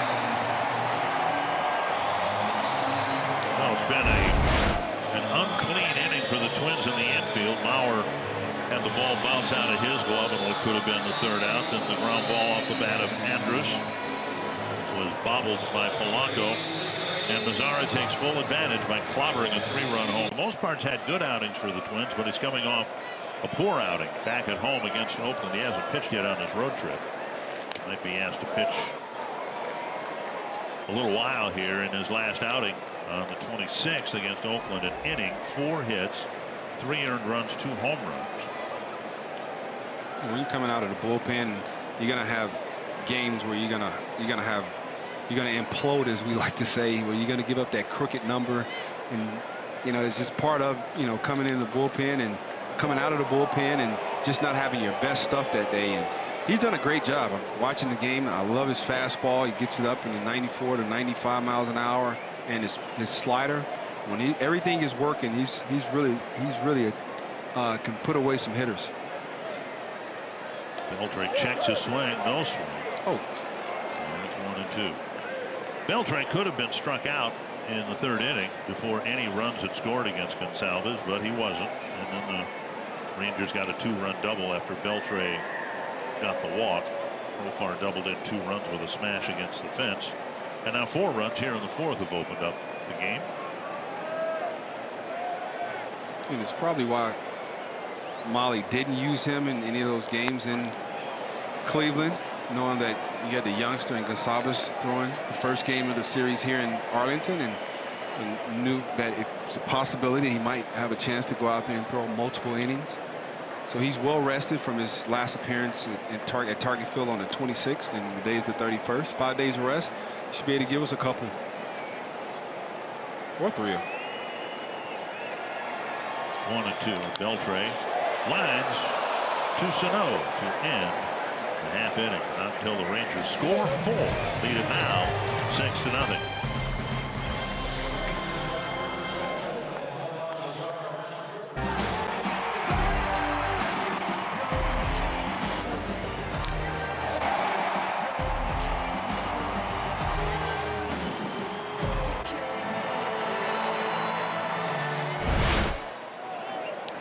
Pepsi fans of the game, loyal Twins fans down here in Texas, or maybe they made the trip here, family trip before school starts next week. At any rate, we appreciate their support as the Twins have fallen behind here early 6-0. Tyler Austin will lead off the 5th, and A-Ray Adrianza and Joe Mauer. Hutchinson has retired 9 men in a row. The last guy to reach was Jake Cave, who was hit by a pitch. The Twins had a great chance to score the first runs of the game. First and second, nobody out, but Austin struck out. Adrianza and Mauer retired, and that was the end of the threats for the Twins so far. The Twins hitters. Here's a ball hit right field, hit back. Mazara looks up, and it's gone. Austin goes to the opposite field for his 15th home run of the year. Fastball down and away right there, and Austin was able to put a very good swing on that ball. I mean, it was a no-doubter. I think Mazara even looked at it. He just turned and looked at it. He didn't break backwards or anything.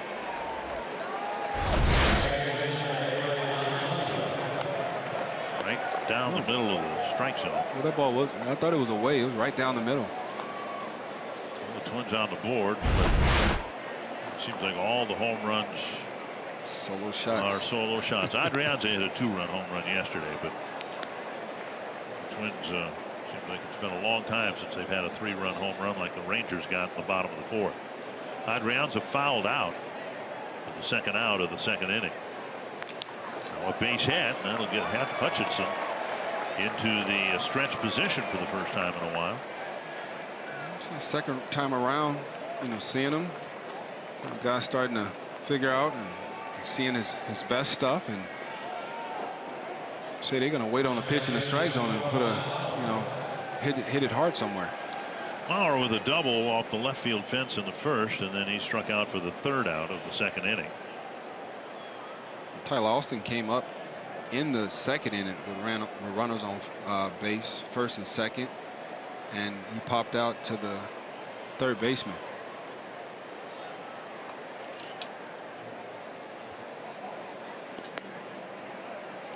Bauer taking ball one.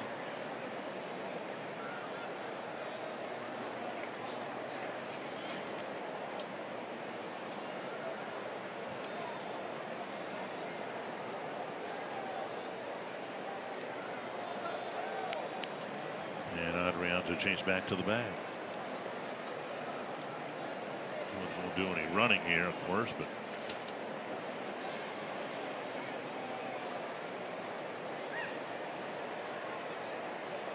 one and 0 to Bauer.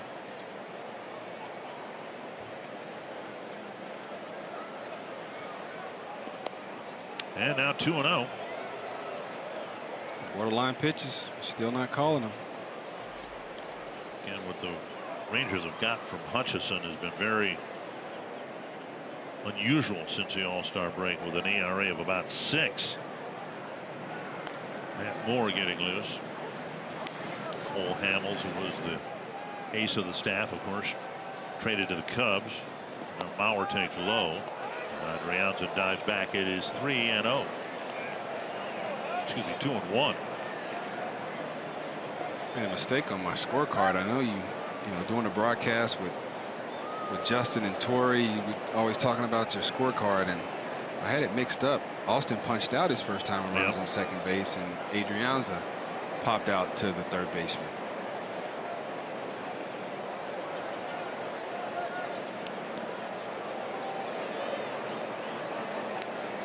Good hitters count.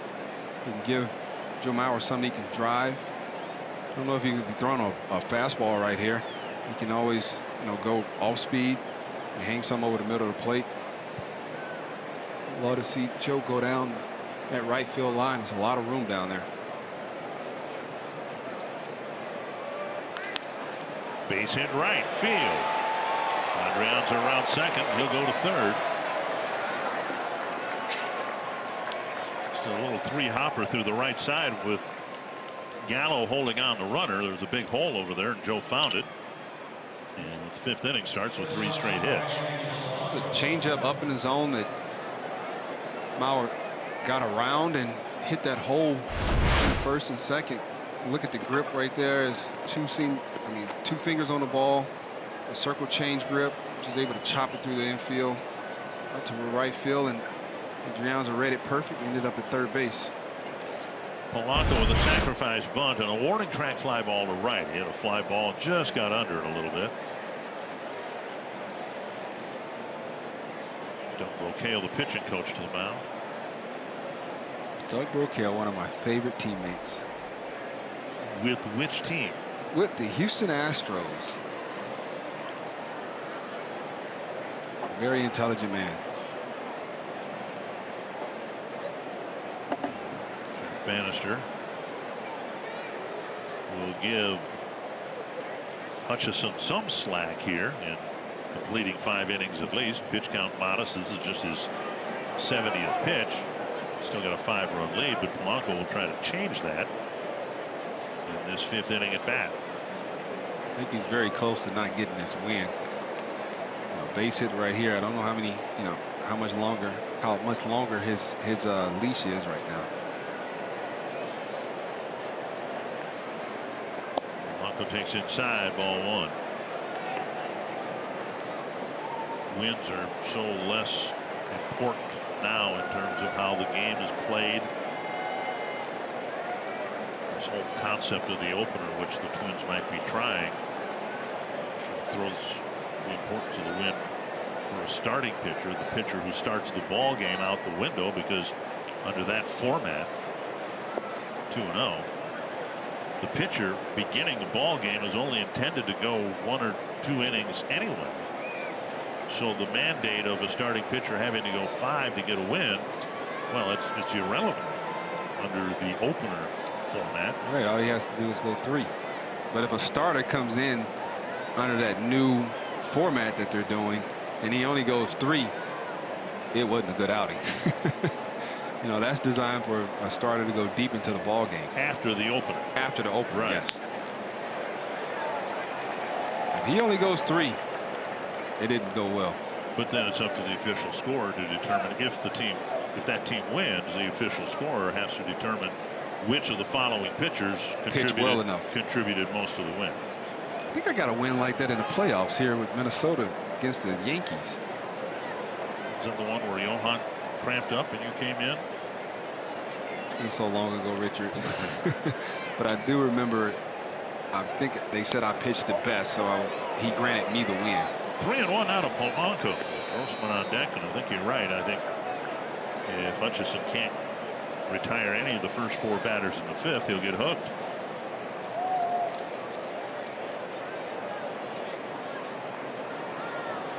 You don't finish that inning you put yourself in a position to get the win, and the next guy comes in and get the win. You know what they call him? The vulture. There's a drive to the gap in right center field. This is hit a long way off the wall, carrying to Tokji, and it'll score 2 runs, and the Twins are back in the ball game at 6-3. A rocket off the bat of Polanco, scoring both Adrianza and Mauer.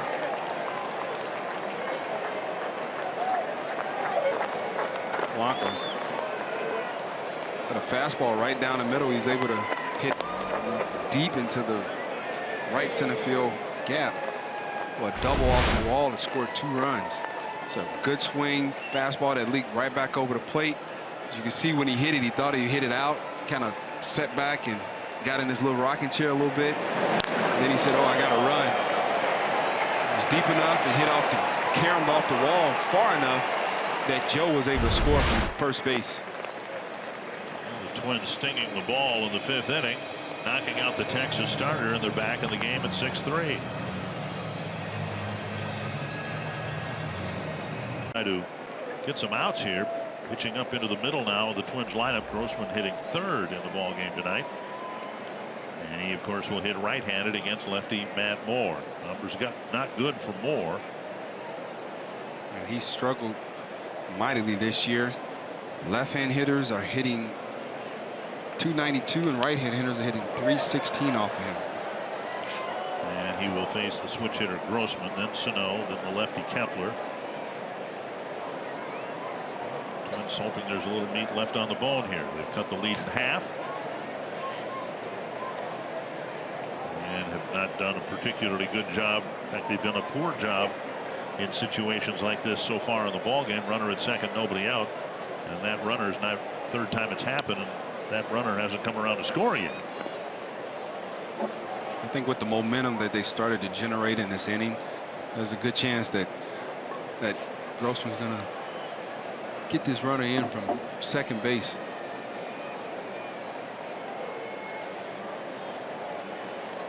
Missing inside, and it's 2-1. A slider right on the right-hand hitter inside, just missing off the corner. And Tishner's not giving any close calls, and definitely not giving any close calls down in the zone. Hitters count to Grossman, and now 3-1.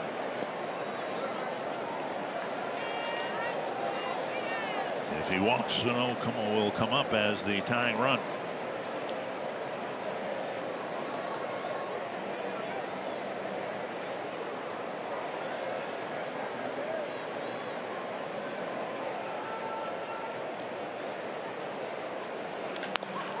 That is a foul ball, just barely. It looked from up here as if it had been fair. Profar would have had a play on it. 3-2. Matt Moore started his career in Tampa Bay, went to San Francisco, back to Tampa Bay. Now he's a Ranger. He was starting a couple years ago in San Fran. He's having a really tough go at it this year. Pitch is up. Grossman walks in. Here comes Sano as the tying run. 5 batters so far here in the 5th. All 5 have reached. 3 have scored. Sano walked in the 1st, and then he had a line drive to the left field corner, but Chu made a nice diving play on it to turn it into an out.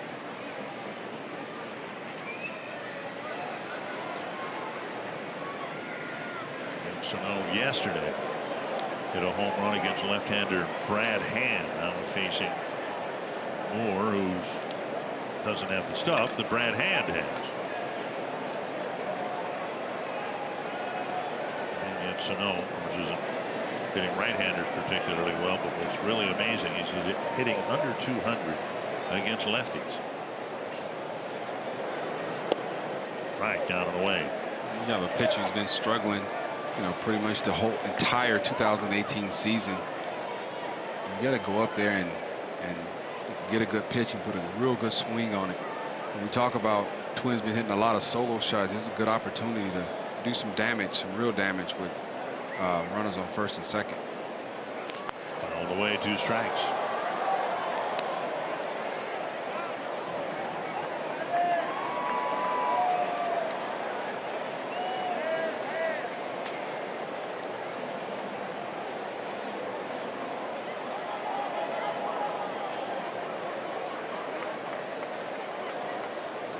More fastball is 91 to 94, 95 miles an hour sometimes. There's a very good cutter, 88 to 92 miles an hour. I'm thinking that's the pitch he's going to try to get Sano out with. Just missed the inside edge. Curveball 79 to 82 miles an hour. And a changeup 82 to 85. So all his pitches are right there in the same speed.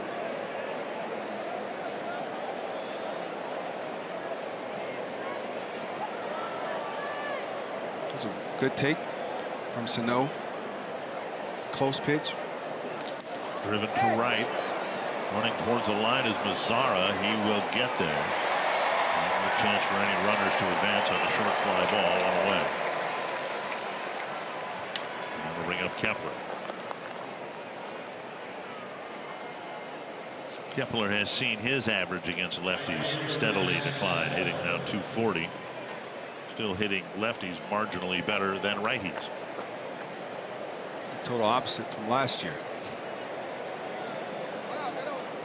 What we've seen from him more earlier in the season than later is his ability to drive the ball against a lefty to left center field.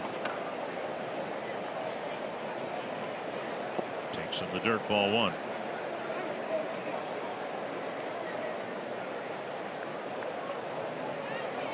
Good take by Kepler, going up there and not jumping on the first pitch that he sees. And that, as you can tell, that was a breaking ball out of the zone. A pitch that Matt Moore wants the lefty to be very anxious and swing at his pitch right there. Good pitch to hit there. Waited on it, fouled it straight back. One thing is still true, that Kepler, although his batting average has come down against lefties, he's still done a lot of damage. 16 extra base hits out of the 31 hits against lefties, 11 doubles, 5 home runs, 17 runs batted in. I would call that damage. You really need to get another run here.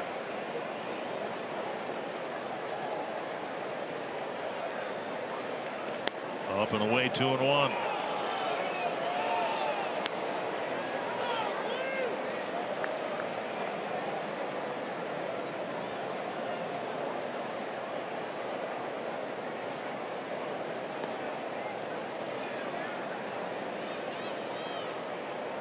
Hutchison chased out of the ball game after giving up 4 straight hits to start this inning. So Matt Moore mainly against the lefty. You see right, he's pitching. Everything's been away, nothing into the lefty. Checked his swing, took a strike, and it's 2-2. And that pitch was middle in, but Chirinos set up outside. Chirinos hops to the outside corner on the lefty, and he had to reach back across his body. The ball was right down the middle.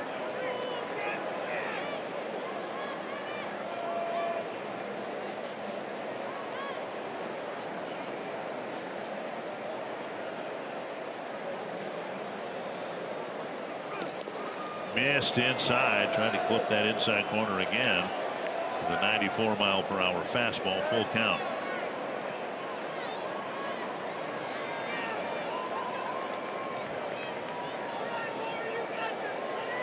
Big pitch here to Max Kepler.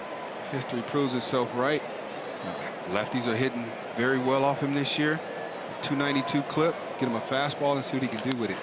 Bouncer to third, into left field. Polanco to third. He'll be held with Chu charging. And Kepler spanks a ground ball single to left to fill the bases. And they're loaded up now for Mitch Garver.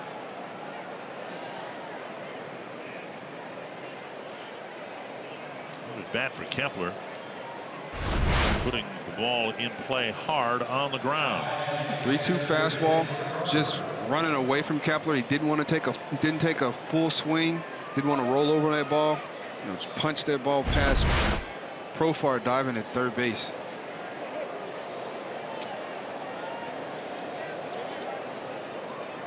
They've had a really good inning. 5 hits and a walk. And now Garver. Garver's kind of been swallowed up in the same thing that's affected almost all the Twins' right-handed batters. Garver's hitting almost 300 against righties, but only 175 against lefties. And if you want to look at the lineup and pick out a few areas as to why this team hasn't produced runs the way that it did last year, you'd have to start with the inability of the right-handed batters to hit left-handed pitching. Going back to the days when Brian Dozier was here, he struggled hitting. That's odd. And he mashed them against left-handers last year. Dozier hit just 247 against lefties, hit about 100 points higher than that last year. Garver pops it back and out of play.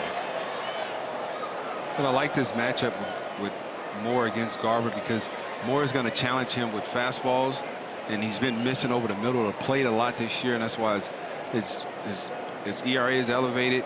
He's not able to make big pitches when he has to. And if Garver could be patient and get him something he can down the middle, he can put a good swing on it and get a couple of these Twins runners off base.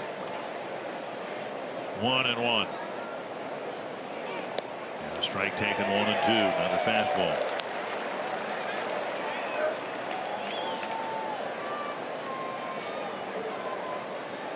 Garver with an infield hit and a fly ball to center. Would like to get at least that fly ball to score a 4th run this inning.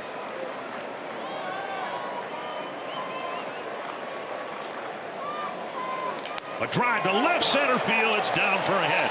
It's going to run all the way to the wall. It'll clear the bases. And Garver with a 3-run double has tied the game. 6 runs in the inning for the Twins. Very good patient at bat by Garver. He waited him out until he made a mistake. He had him down in the count. 2 strikes. Got ahead of him with fastballs. Tried to trick him and put him away with a breaking ball right here, just over the middle of the plate. Garver drilled that ball into the left center field gap and cleared the bases for 3 RBIs. 4 runs charged to Hutchison. 2 runs charged to Moore. And now Jake Cave hit by a pitch in the 2nd, bounced out to 1st in the 4th. Nice response by the Twins, falling behind 6-0. Cave right off the handle of the bat, strike 1. Well, like he was going to hit him.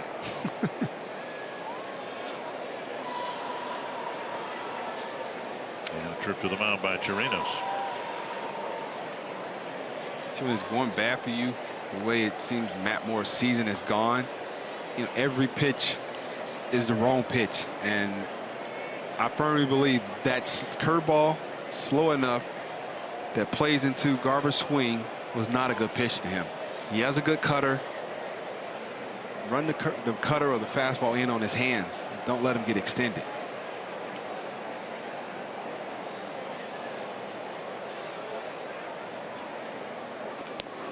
Just off the outside corner, 1-1. I mentioned it at the time, and of course I don't know how much of a difference it is, but Hutchison was cruising along. He set down 9 men in a row. He gave up the home run, and then the single to Adrianza forced him to go to the stretch after being in the windup for 3 innings. Checked his swing, taken for another ball. I don't know if that played a role in it, but he was going from the windup when Tyler Austin hit his bomb to right field. Yeah, but I mean, then to go from the stretch, which is a different delivery. Now, I think towards the end of your career, you pitched from the stretch the whole time, didn't you? At my job, it was no use of having 2 sets of mechanics. Cave lifts it foul, and it's 2-2.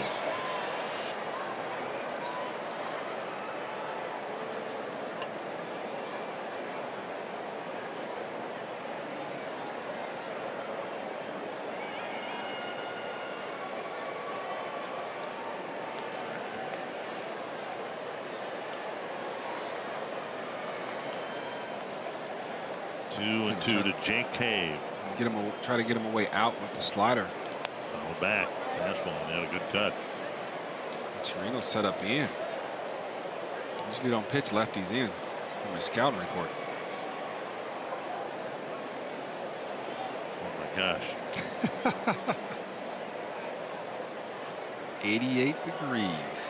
So that frozen tundra's coming in. The team bus has a windshield scraper. Checked his swing, 3-2. It's a tough pitch to lay off on him from a lefty on lefty matchup. And Cave was able to not swing at Matt Moore's pitch. Now he's going to have to throw him a strike because he did not want to walk him right here. Cave is the 9th man to bat this inning.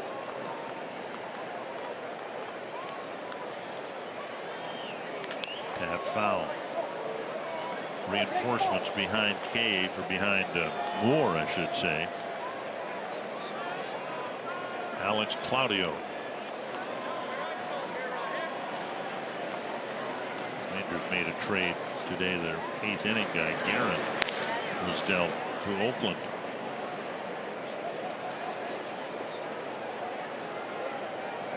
Three and two again to Jake Cave. And a drive to right field. Wow. Back and gone. The Twins with an 8-run 5th inning. They've taken an 8-6 lead.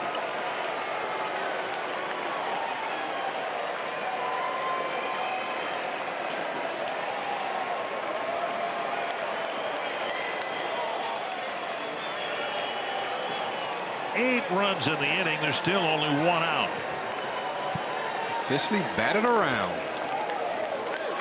And Austin started all of this with a solo home run to right.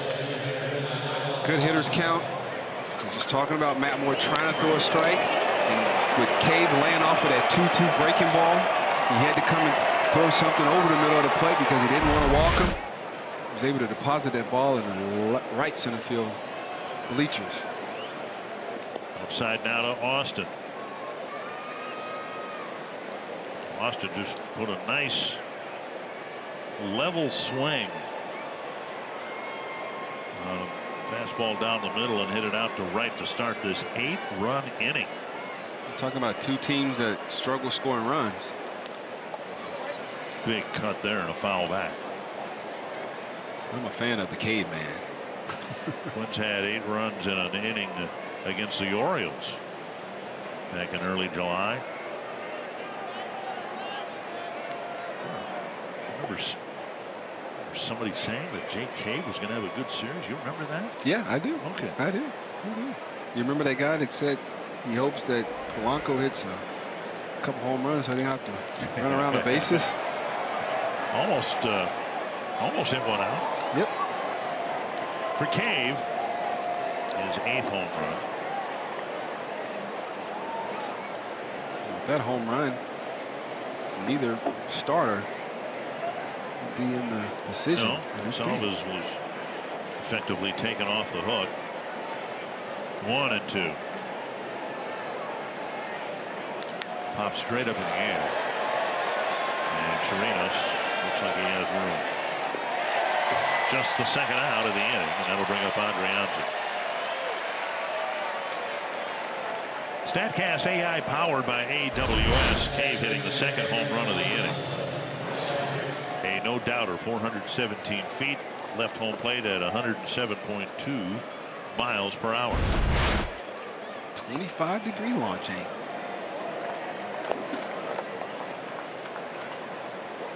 .45 pitches thrown by Texas pitchers this inning. Adrianza takes a strike on the outside corner. This game will never cease to amaze you. Twins looked dead in the water at the plate. Had a bad inning in the field. At the bottom of the fourth. Behind 6-0. And they get the leadoff home run by Austin. 7 runs later, they're still batting, and they have an 8-6 lead. What we hadn't seen is somebody get 2 hits in the same inning yet. Let's go, Adrianza. Singleton scored. And Polanco's double.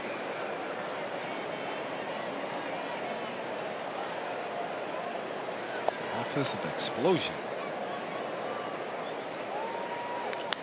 On the right field line, and then a spin into the seats. Now we are seeing what Jeff Bannister's had to watch since the All-Star break, that ERA of about 6. All 8 of these runs have been earned runs. 4 of them to Hutchison, the starter, and Moore's been stuck with 4 earned runs in 2/3 of an inning.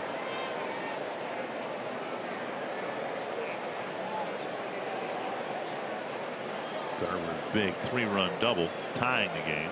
Now Adrianza takes down and in 1-2. Indians beat Tampa Bay 3-0, but there are reports out there that they've added a third baseman, Josh Donaldson, with the theory being, what do you think they're going to do? Going to put Jose Ramirez on the bench? Or will they move Ramirez to second and do something with Jason Kipnis? Well, let's make sure that Josh Donaldson is healthy before we start playing musical chairs in the infield. Right, I agree with that. Donaldson hasn't played the big league game since May. 2-2. He's had a couple setbacks down on rehab. Claudio warmed up, ready to come in. Popped up, and this will be a play just out of the reach of Gallo. Long half inning, as long as the bottom of the fourth was. It's been an even longer top of the fifth with a pitching change right in the middle of it. This is Matt Moore's 39th pitch coming up. This half inning alone has lasted more than a half an hour. Hadn't noticed. Don't notice it so much when your team does the scoring, do you? That is so true. And now he's run the count full to Adrianza with Mauer on deck. Moore's had a tough go at it this year. 3-6 with a 6.95, and there's 4 earned runs tonight. That number is going to go up.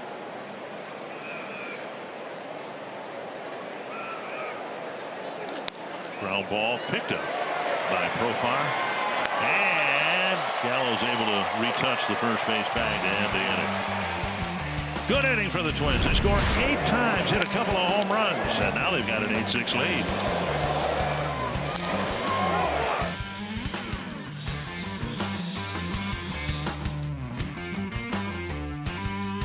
Have an 8-6 lead. Garver's 3-run double to clear the bases to left center field.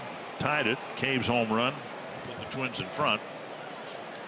And now suddenly McGill's in a position to pitch with the lead, and he delivers strike 1 to Jurickson Profar.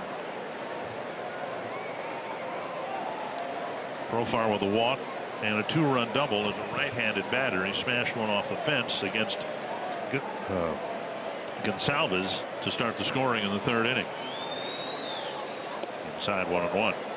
If there ever is a time to get a quick 3-up and 3-down inning, this is it right here.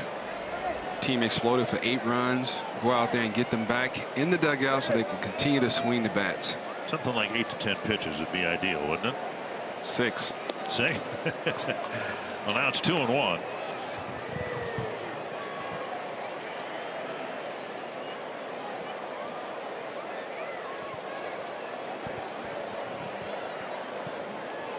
Feel the cool breeze.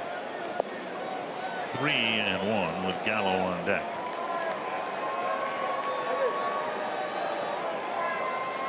Still 88 degrees.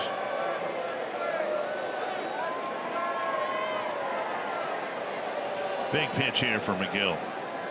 Sack fly. Back to McGill, and it'll die between the mound and second base, an infield hit. Put the glove up in self-defense and just slowed it down, and it's a leadoff hit for Jurickson Profar. And that'll bring Gallo up, and now he represents the tying run. 3-1 fastball from McGill to Profar. He was able to just beat it into the ground right over McGill's head. He turns around and has some awareness of where the position players are playing. He would let that ball go. Here is Gallo. He's hit 2 line drives for outs, one to left field, one to right field. One to right field in the 4th inning was a line bullet. Big swing, and he fouled it off a leg. 1 strike. Line drive in the 3rd inning to end the inning. The ball was crushed.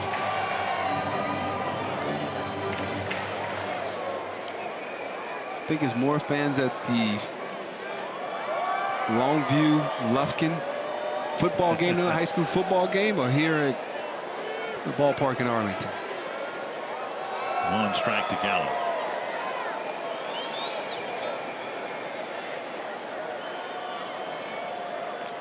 Big swing and a miss. Great execution by McGill. Saw Garver set his glove up high. He wanted the high fastball, and he didn't have, only movement he had to do was close his glove. Perfect. Fastball up. With that type of swing, you're going to try to repeat that pitch.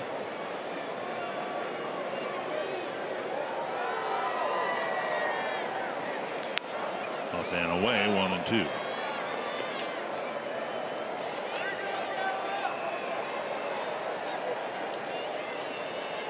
McGill's got a couple of wins.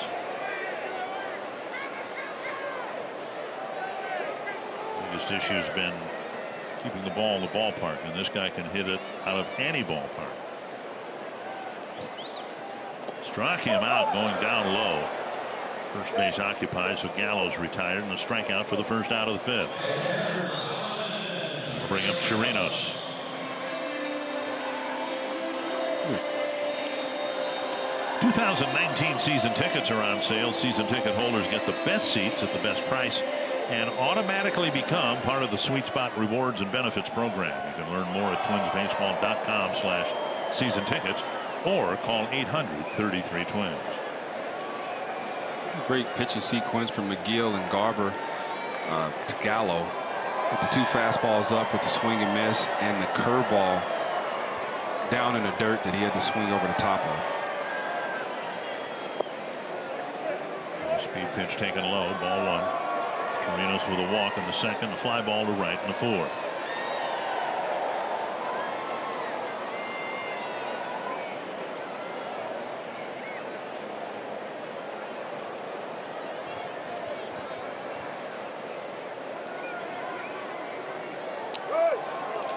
Tapper toward the Twins dugout and in.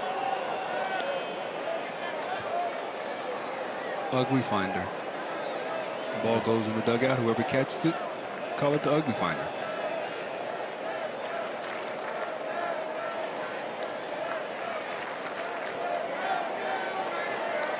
One and one.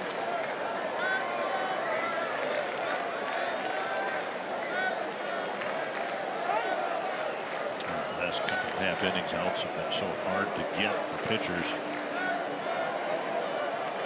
Wouldn't it be something if they could get 2 outs on 1 pitch? The pitcher's best friend you're speaking of. You just have nights like this. You've seen a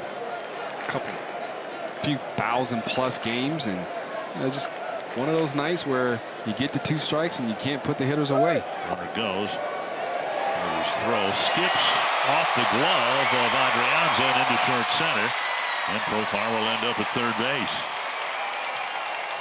Stolen base, and there'll be an error charged, I assume, to Garver.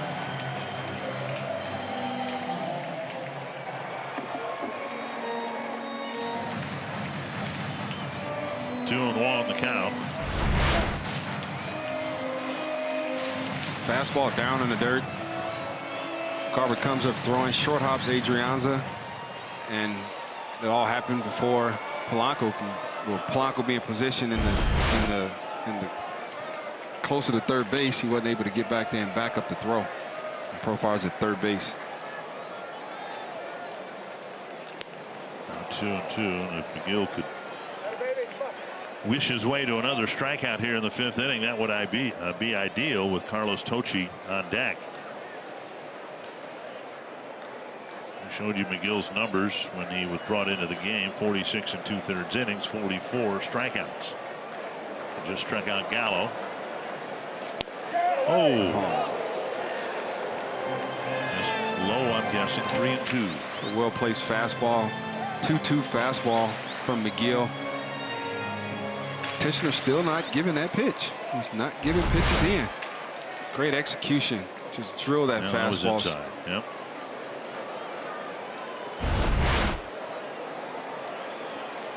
Popped up. Bauer. Out of the room. And we ran into it in the Cleveland series. Plate umpiring wasn't very good. From the basis of, and I think that there's a big difference for me, and I think for most baseball fans. If a pitch is off the plate and it's called a strike, that's not good, but that's not nearly as bad as the pitches that are thrown in the strike zone that aren't called strikes. That's the biggest mistake a home plate umpire can make. And I'm with you 1,000%, Richard. 3-2. Got him a big strikeout for out number 2. And now Tocci will come up. The 9th place hitter comes up with 2 out and a runner at third. The 2-2 fastball, the pitch before that Robinson Chirinos fouled off. He was late. It was a good hitter's count, and he was late on it. In my mind, I'm telling myself, I'm throwing him another fastball. But if you're going to throw a breaking ball with that type of depth, going straight down, I'm all for it. That ball falls off the table for strike 3.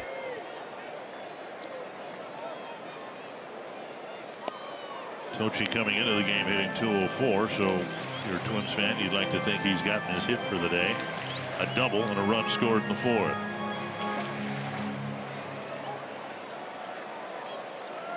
Got that double after a long, tough at bat against Gonsalves. 3-2. Be able to get him a fastball that he could handle and pulled it down the third base line. 1-1.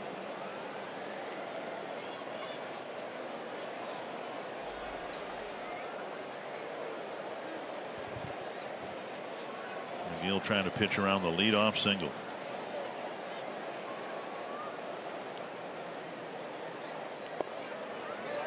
2-1. 4th inning wasn't real tidy for the Twins in the field. Only one error was charged, but there was another play that could have been made. Now the throwing error has the Rangers in business. Gabriel Moya getting loose. Shin-Soo Choo, left-handed batters on deck. 2-1. Ground ball toward the hole. Polanco backhands, fires on the run. One out throw, got him. Good play for Polanco. A nice way for McGill to end the inning, and we head to the 6th with the Twins up 8-6.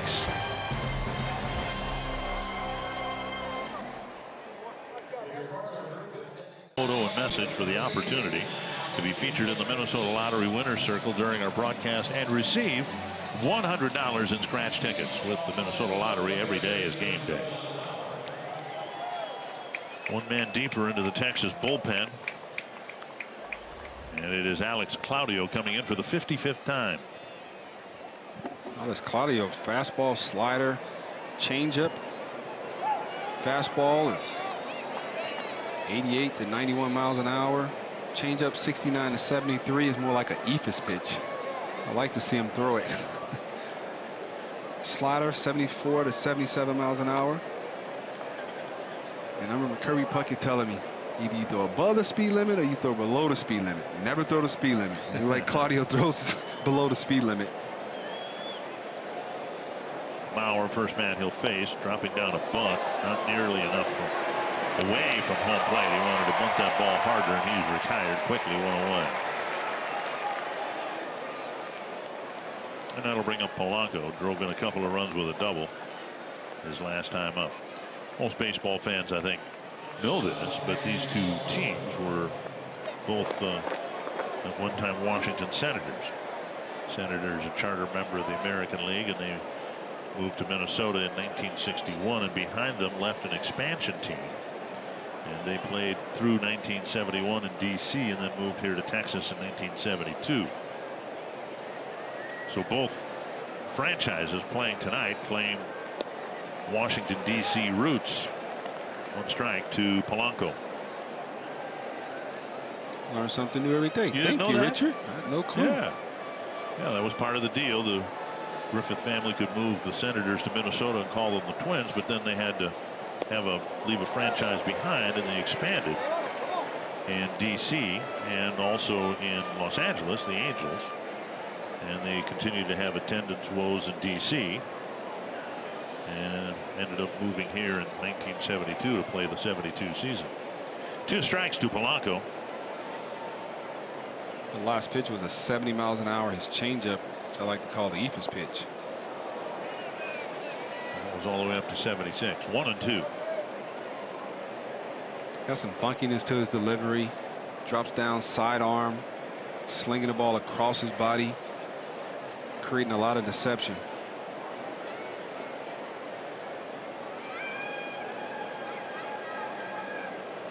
He's going back with the changeup. And Polanco checks his swing. It's 2-2. Rangers have 4 left-handed relievers, 4 right-handed relievers, and all of that will change as soon as tomorrow comes around. And go back to the changeup. And got a swing and a miss for out number 2. We'll bring up Grossman.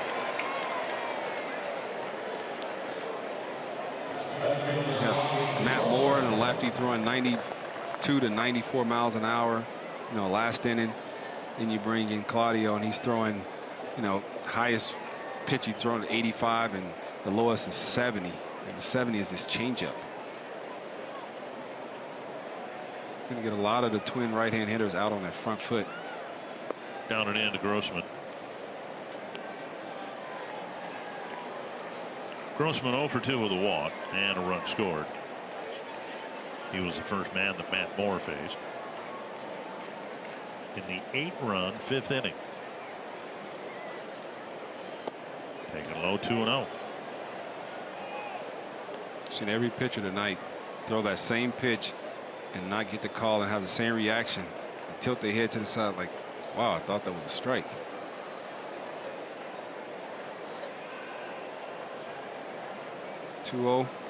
No, it's not going to be a fastball. And Grossman spanks it hard up the middle for a 2-out single. And that'll bring Sano to the plate.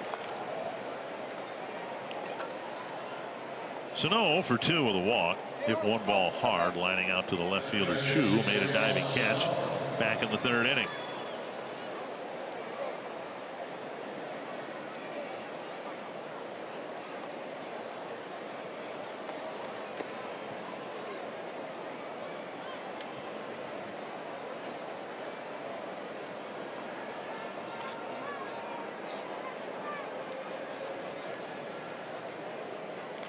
Squibbed off the end of the bat.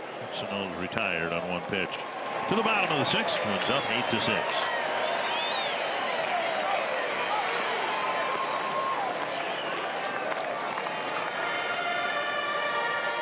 Device with Fox Sports Go. Download the app, take Fox Sports North and Twins baseball wherever you go.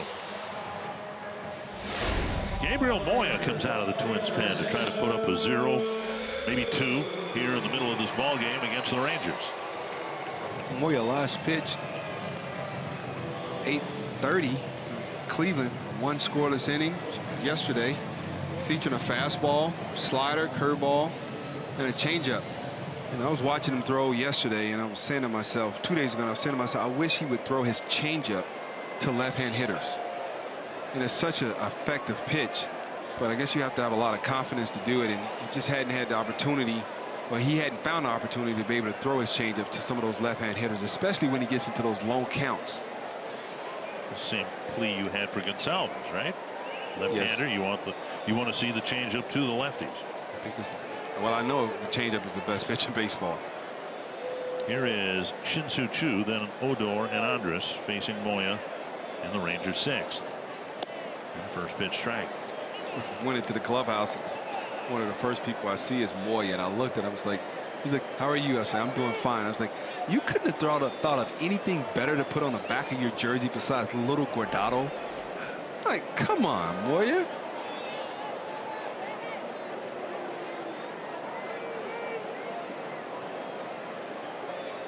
Well, they didn't do that when you were still playing, but yours would have been Hawk, right? I don't know, Richard. I don't know what I would have put on mine.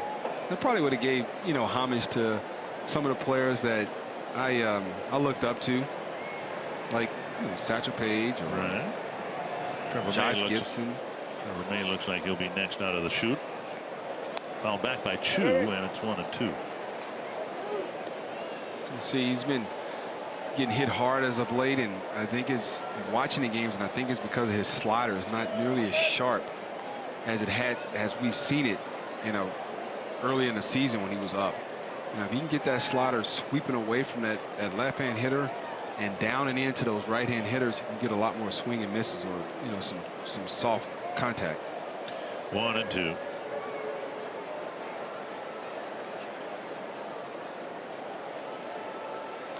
Struck him out with a high fastball, went away.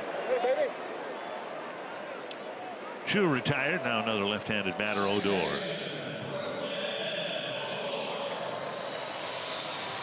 Moya getting a chance to pitch because of a trade the Twins made. The Twins traded veteran Zach Duke to Seattle.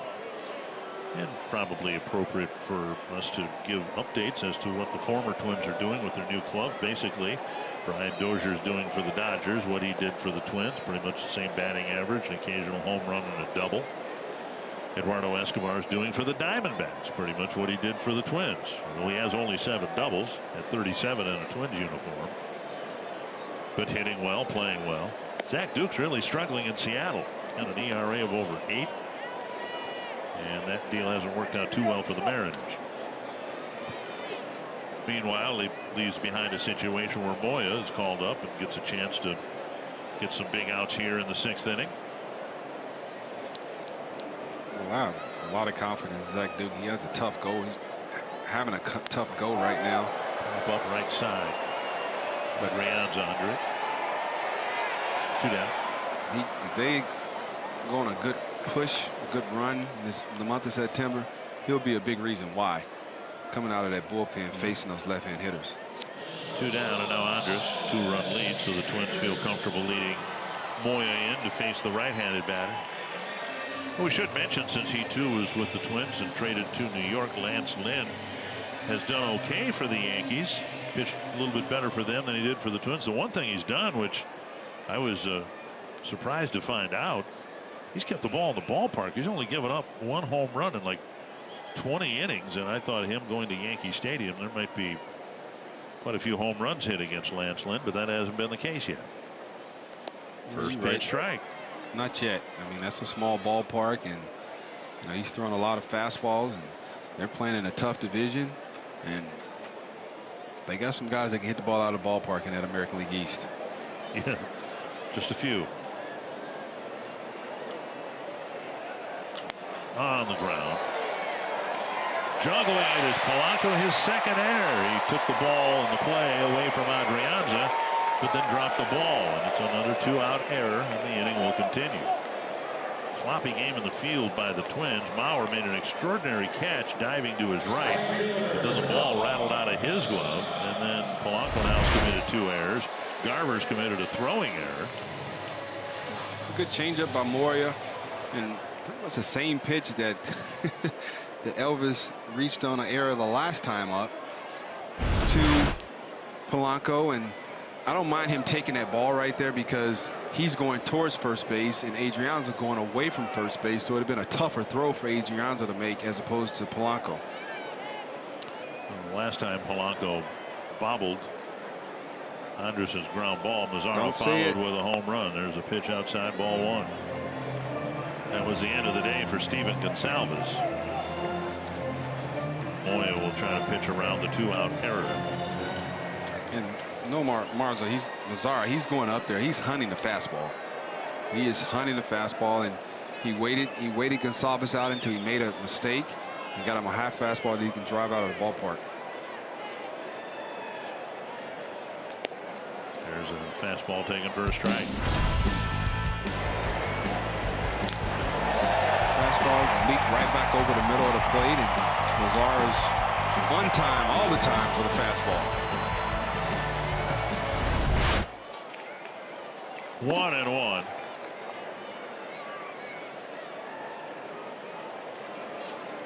Swing and a miss. The fastball off the plate.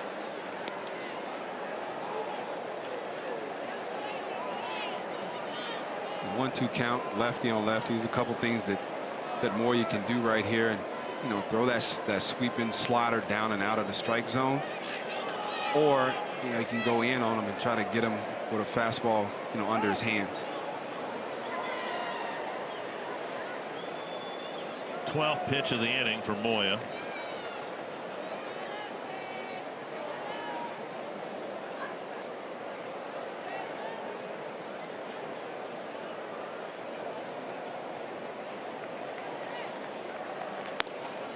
Ball high. We've talked about it, but not, I don't think, during your telecast, how Twins bullpen is made up of relievers with some different looks. Between Oliver, Drake straight over the top from the right side, Hildenberger with everything he does, Moya with a herky-jerky delivery.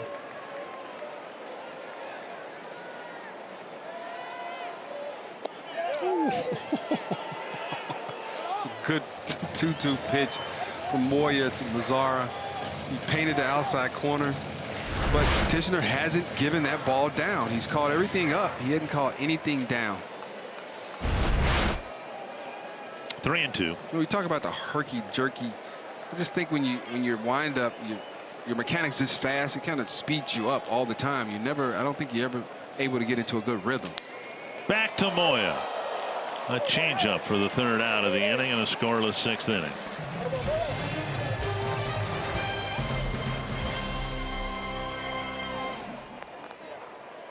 The 3-run home run right there from to cap off that 6-run scoring lead. And then the Twins exploded. Austin leads off the inning with a solo shot, and they'll continue to get 7 straight hits and 2 home runs in the 5th inning. Bases clearing double by Garver, and then Cave tops it off with a 2-run shot into the right center field bleachers. 8 runs. It's great to see that for your home team. Great to see that. Max Kepler will lead off the Twins 7th, then Mitch Garver and Jake Cave, a couple of lefties out there, and they'll try to figure out how to do something against Claudio. Pitch is inside, ball 1. And Kepler had a really good at bat against Matt Moore.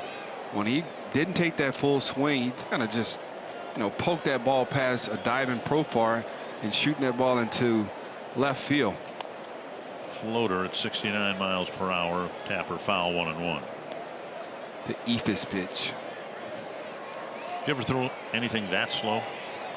I don't think my arm will allow me to throw anything that slow.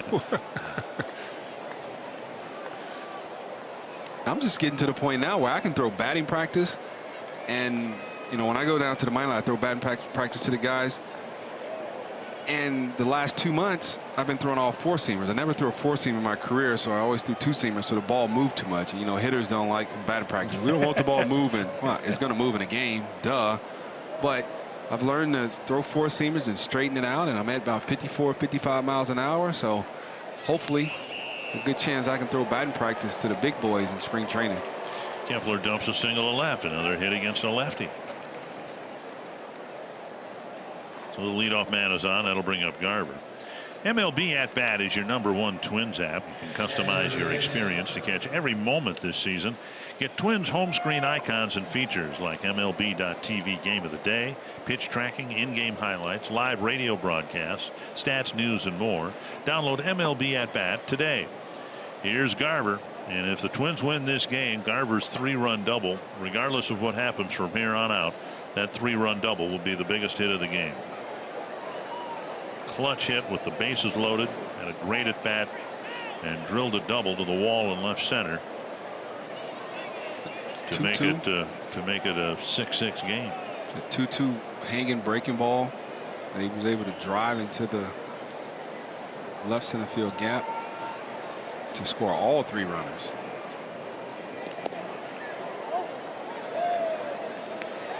And a ball.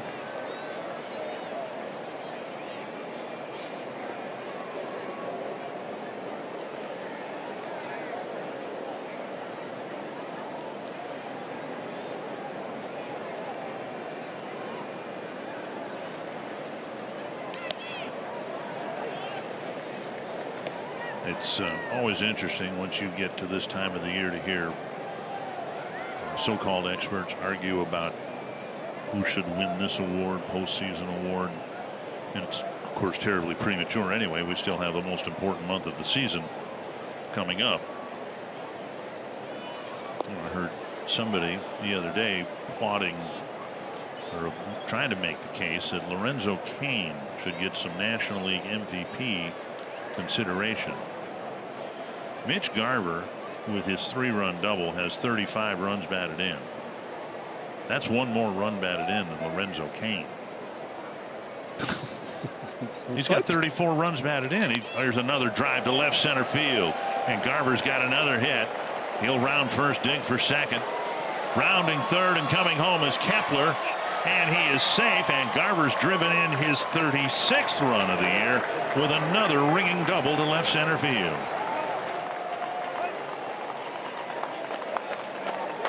Mitch Garver with 3 hits tonight and 4 runs batted in. Was able to sit back and wait on his fastball or cutter, whatever it was coming in to him, set back and just drilled it, you know, almost in the same spot he drilled the double for the bases clearing situation in the 6th inning, 5th inning. Good start to the 7th inning for the Twins. Now another lefty, Jake Cave. There's a bunt up the line, and bobbled by Gallo. Cave will reach, and this time the Rangers make a miscue in the field. Garver to third, still nobody out. Before they call it hit or an error. That should be an error. Even if he'd fielded it, Cave might have gotten a hit, but well placed bunt by Cave, and he would have gotten a sacrifice in any case. I think he caught everybody off guard. Well, maybe a hit. When you heard Gallo call it early, I got it. He just reached down, went in his glove, and pulled it up without the ball. Both a sacrifice and an error charged to Gallo. And here is Austin. Missing inside, ball 1.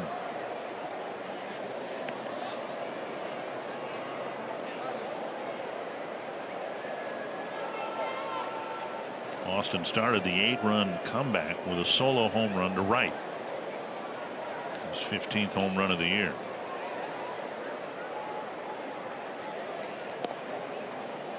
Two and 0.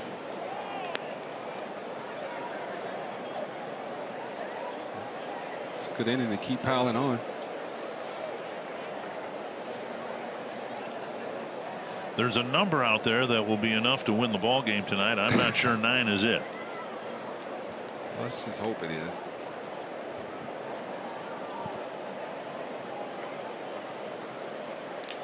Toward the hole, backhanded nicely. A wonderful double play started by Andrus. From the hole quickly to Odor, and Austin hits into a double play. Garver does score from third, and the Twins have at least 2 here in the 7th.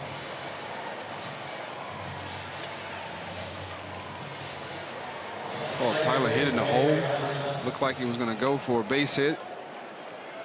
Elvis Andrus, very good shortstop. He short hopped that ball on the backhand. Made a great throw to Odor. A good relay over to Gallo. Let's complete the double play. And no RBI for Mr. Austin right there. No run batted in. And here's Adrianza.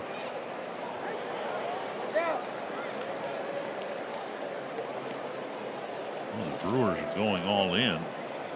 got Gio Gonzalez from the Nationals, Xavier Cedeno from the White Sox, and now reports that they got Curtis Granderson tonight.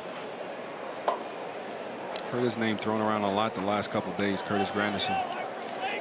He landed in Milwaukee. Just a good pickup for them. Well, the Brewers pushing all the chips into the middle of the table, saying, let's go, let's try to hang on and get into the playoffs. They hadn't played well as of late, and the Cubs are playing very well right now, and I figured they had to go out and do something. Down and away. Cubs making some high profile moves, getting Hamels from the Rangers, David Murphy from the Nationals. And I think that's what the Brewer fans were a little upset about. They didn't do anything to address their pitcher rotation or the bullpen. Profar fires high, and Adrianza's tagged right before he hits the bag. A couple more runs for the Twins. They lead by 4 as we go to the home half of the 7th.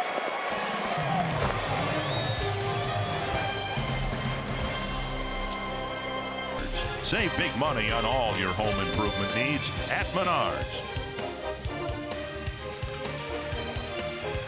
Rangers had 1 point, had a 6-0 lead tonight. The Twins have a 10-6 lead as we go to the bottom of the 7th, and you can stretch it out on the grass at Target Field for Yoga Night, presented by United Healthcare, Wednesday, September 5th.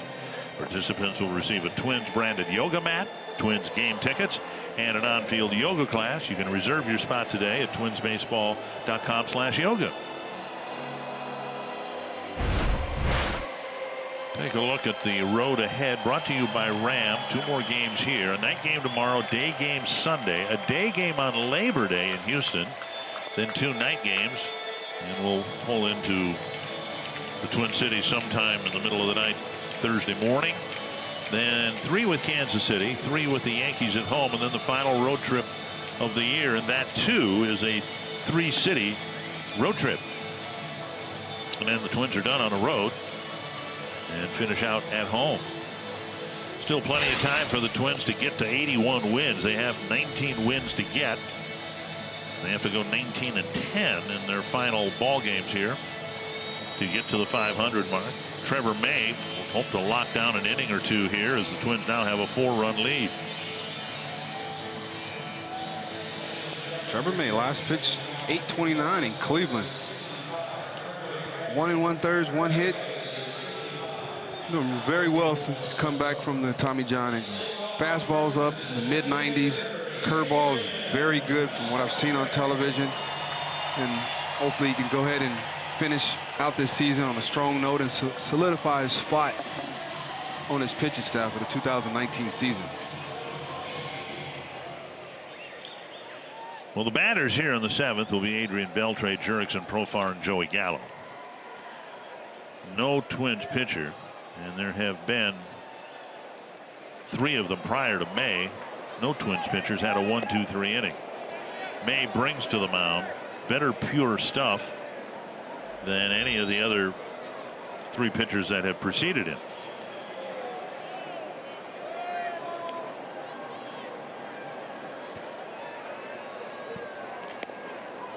Now, I believe you told me that this is the first time you've seen Trevor May pitch in person this year.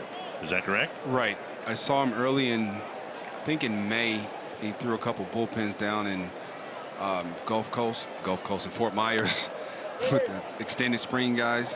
And I hadn't seen him since he's been on his comeback trail to the big leagues. But I know he's curveball 70 to 79 miles an hour, and it's been really sharp. Changeup, short run, good downward angle. It's Beltre to chase. Well, I won't ask you now because that would be unfair, but now you're going to be doing the 3 games here, the 3 games in Houston. So at some point, maybe towards the end of the Houston series, after you've seen May pitch a couple of times, I'm going to ask your opinion about where he should fit in next year. There are some who think he could be a starting pitcher for the Twins and be a good one. Beltre swinging at the breaking ball, 1 away. There are some who think in the role that he's in right now, that's where he should settle in, kind of a middle late reliever. And there are some, and I'm one of those, who thinks this guy could be a closer. He's got closer type stuff. He's got swing and miss stuff. And And you never know until someone's thrust in that position. And that was a very good breaking ball right there to get Beltre. You never know until they're in that position as to whether they have the temperament to blow a save on a Tuesday night and go back out there and get another one on Wednesday.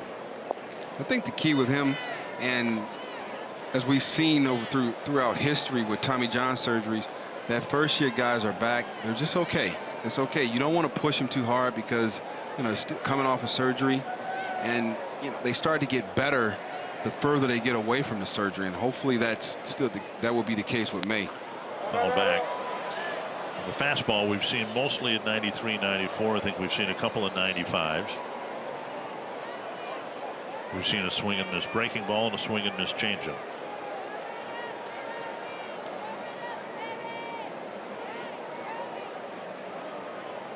I don't know what to tell you, Richard, but I can tell you what. Listen, if you ask May, he's going to be in a rotation. Right. If you ask him, he wants to start. 1 and 2.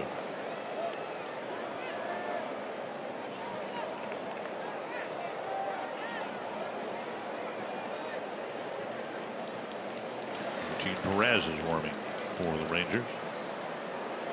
1 and 2 to Profar.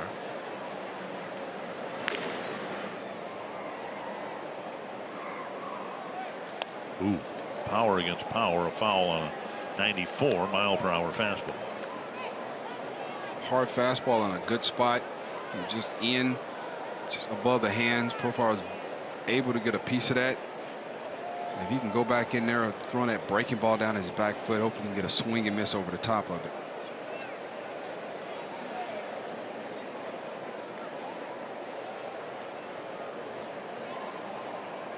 Breaking ball in the dirt.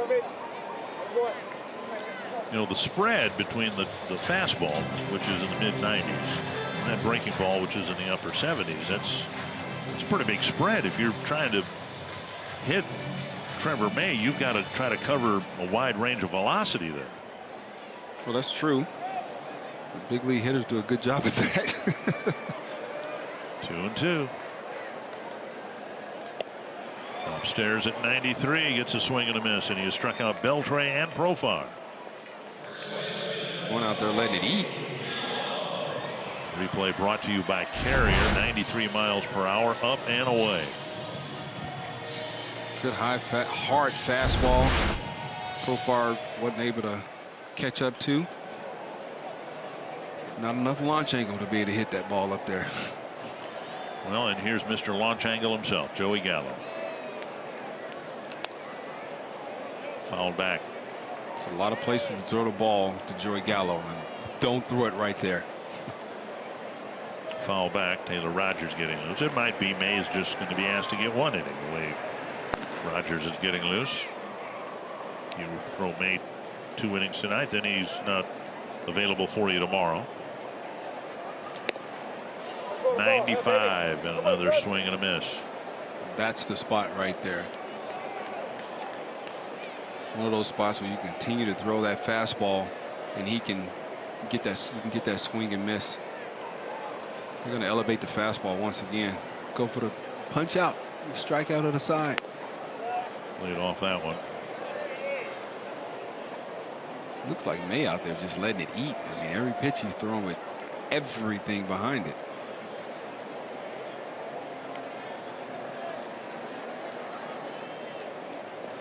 Fastball. I was looking more for the breaking ball at the back foot. Popped up out of play.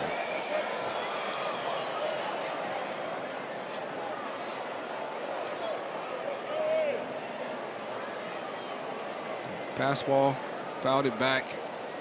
Looks like he's trying to time it up a little bit, starting to get there. Now he can drop that good curveball. Little swing and miss.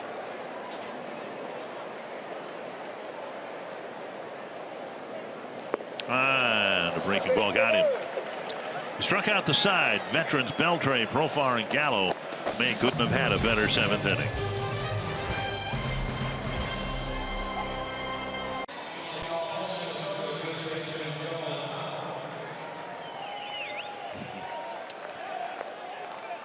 Isn't that fabulous? That's just great for the National League, and we wish it was that way in the American League. But you know, Red Sox and Yankees are at the very high end in the American League standings with Houston.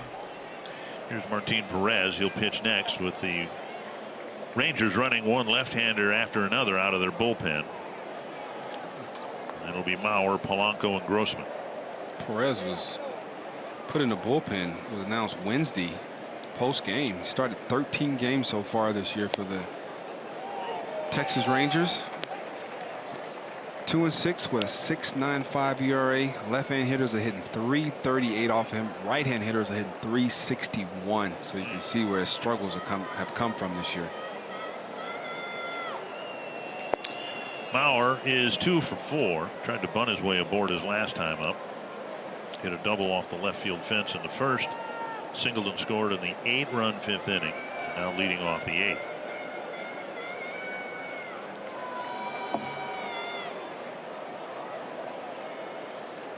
A lot of fastball with sinkers to left-hand hitters. The Twins dugout out of play.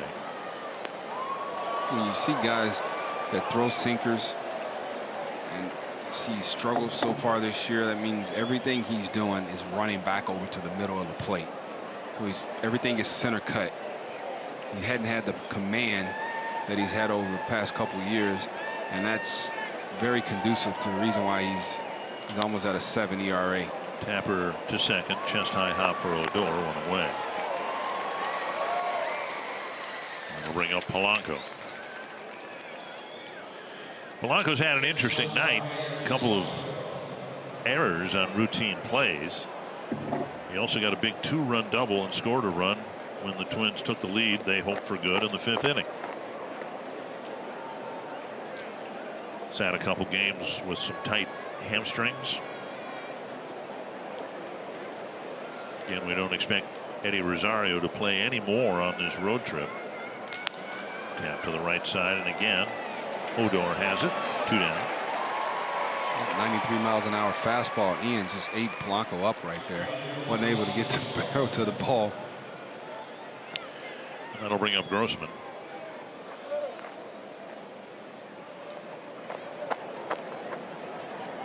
Grossman 1 for 3. A walk and a run scored in the 5th.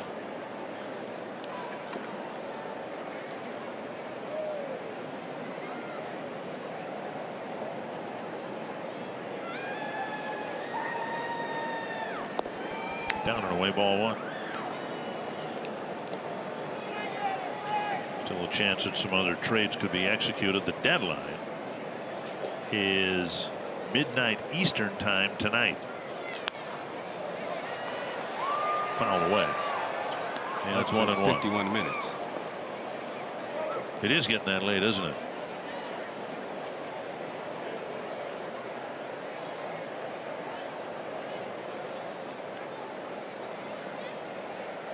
Cooling off to 87. I think I'll be needing that beanie hat that they're giving away. 2-1. The old ballpark here in Arlington, and they are building a new one just beyond the right field foul pole here. It'll open in the year 2020, but in the old ballpark here, as it is here, the visiting dugout was on the third base side. There's the games remaining here at this ballpark, which still looks as good as the day it opened 25 years ago. 3-1 to Grossman. Well, they're definitely at work at the new ballpark across the street. Grossman takes a walk, and that'll bring Sano to the plate. But at the old ballpark, the original Ranger ballpark, the scoreboard was in right field, and they had with a big display on top of the scoreboard in big numbers the temperature.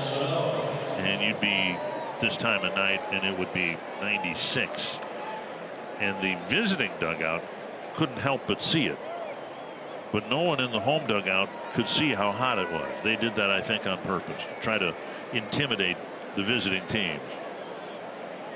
How many World Series championships did they win? Inside the Sano. 1-0. Sano's walked and gone 0 for 3. He's hit one ball hard, has not struck out. He's hit one ball hard, a liner to left that Chu turned in a fine play on.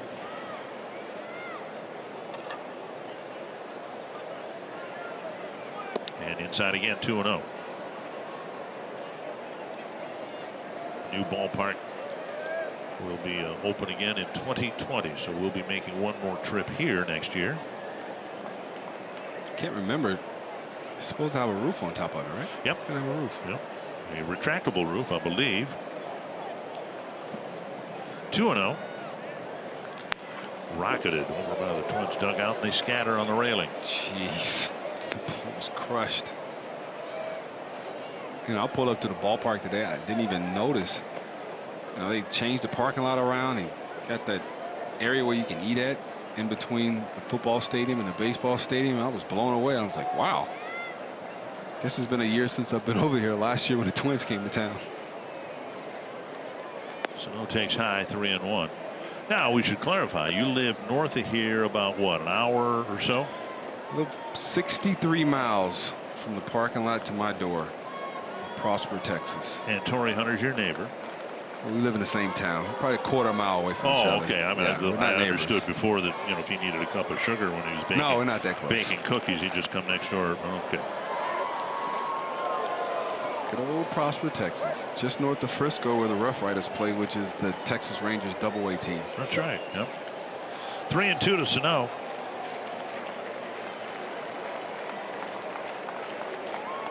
Got a feeling he throws something down the middle of the plate. This ball is going to go a long way.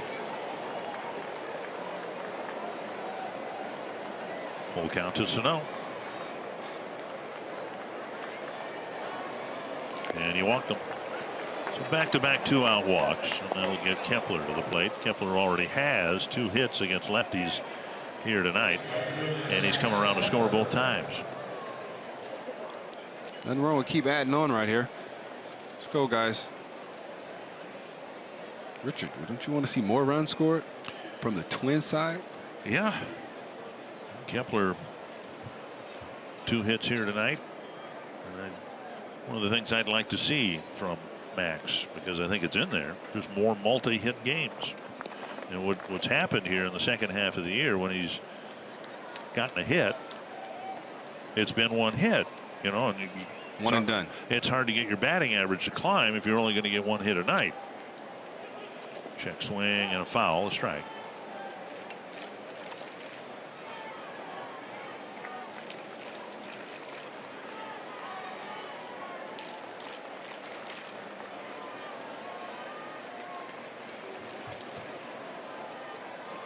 One strike to Kepler.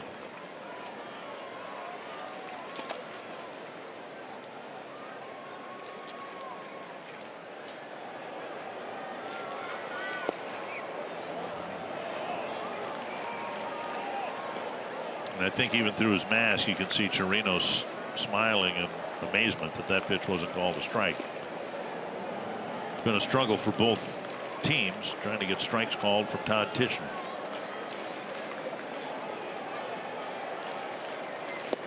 And now in the dirt, 2-1. Yeah, Tishner is the only one in the ballpark probably not sweating, seems like. He's let a lot of close pitches go. I bet they didn't do that when they had that big temperature in the old ballpark. 2-1.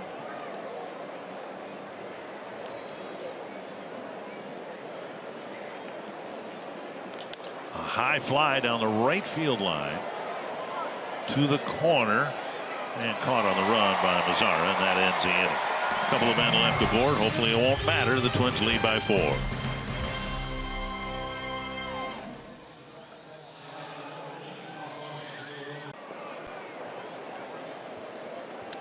And Trevor May's out there to pitch at least the start of the 8th inning. He's got Robinson Chirinos, Carlos Tocci, and Shin-Soo Choo lined up to face somebody.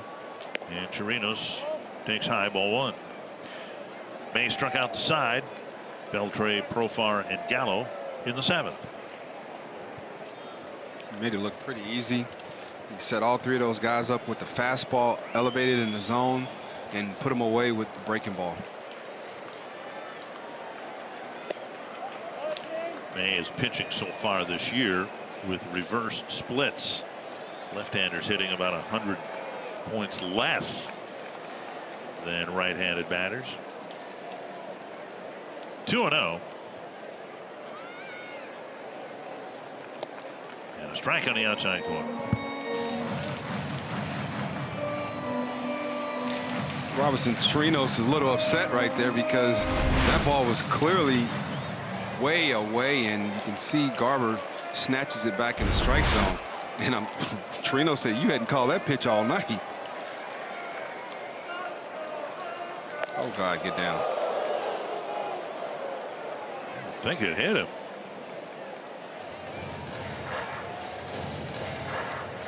He's claiming, I think they hit him in the lips. Raised him in the lips. And he's holding.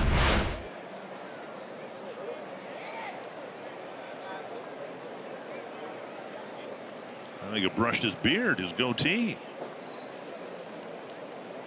It definitely brushed his beard, and that's kind of scary. That is a reviewable play, by the way, and I think Jeff Bannister is going to ask that they review it. Wow, that was close. Yeah. Yeah, and I don't know how in the world they're going to be able to see this on replay. Those cameras that they have in the office in New York, they'll be able to figure it out.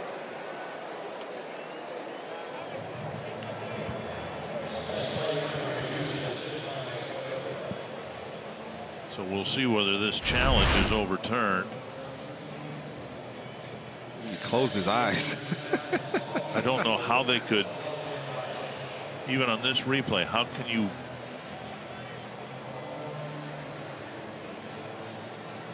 The ball was caught by Garver. Yeah, it didn't change direction. Watch his chin. Watch his cheek. Oh, yeah. Yeah. Little flap of the cheek. And they're going to award him first base. Well, I think that's the right call.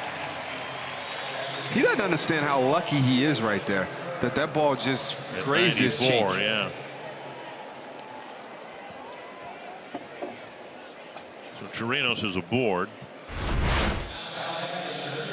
Watch the right cheek. Just grazed his hair. Wow. He is very, very lucky. Wow. Tochi will hit.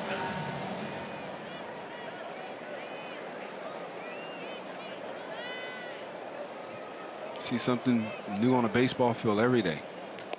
Outside ball one. The second inning hasn't gone as well for May as the first, obviously. Now pitching with a man aboard, but now pitching to the number 9 batter.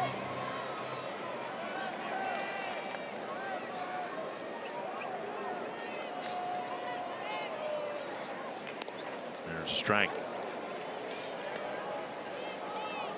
Good fastball on the outer half of the plate. Looks like one of those pitches that umpire hadn't called a strike all night.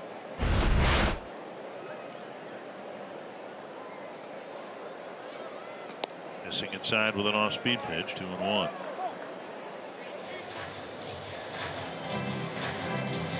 May out there talking to himself. I hope he's telling himself, stop opening up and rushing and get everything back in sync. He's flying open to the glove side. Foul back 2-2.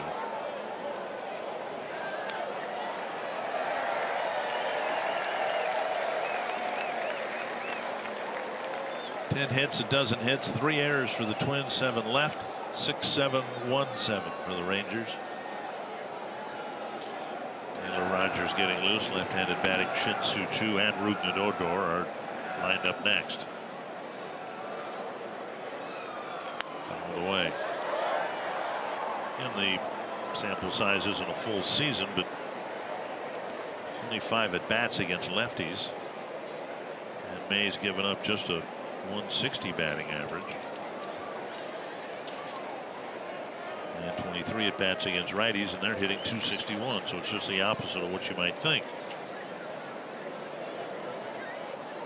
I think that's because he used his changeup against lefties, and there's a good chance he's not using it against righties. A 2-pitch guy against righties and a 3-pitch guy against lefties.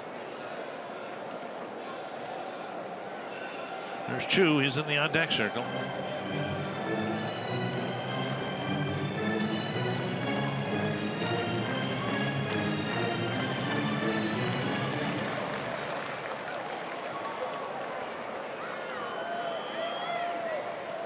to stay on this breaking ball and get it down the strike zone.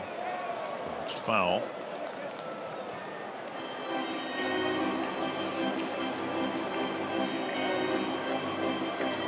That's the breaking ball we're talking about, but not in that location that we wanted. We wanted it at the bottom of the zone, really similar to the pitch that he struck out. Beltre on last inning. Foul.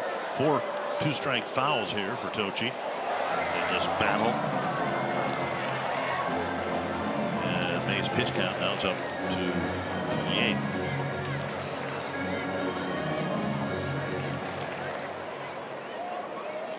The 1-2-3 inning he had in the 7th is the only one pitched by a Twin tonight. He's brushed Chirinos' chin. 2-2 to Tochi. And another foul. Given the length of this at bat, a sure thing I would think now that whenever this at bat ends, there will be a pitching change. The slider down in a way that Tochi was able to punch into the seats to stay alive in this at bat.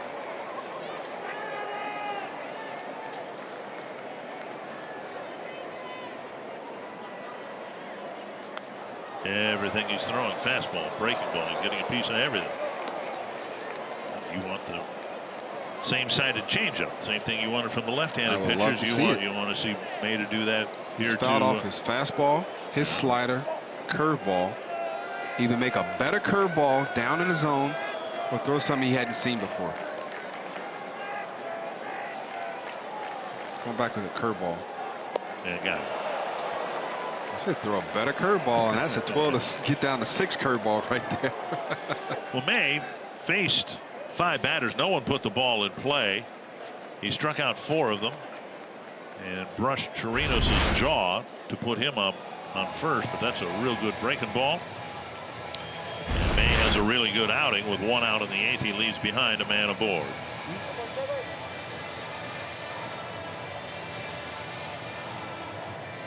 Lead over the Texas Rangers.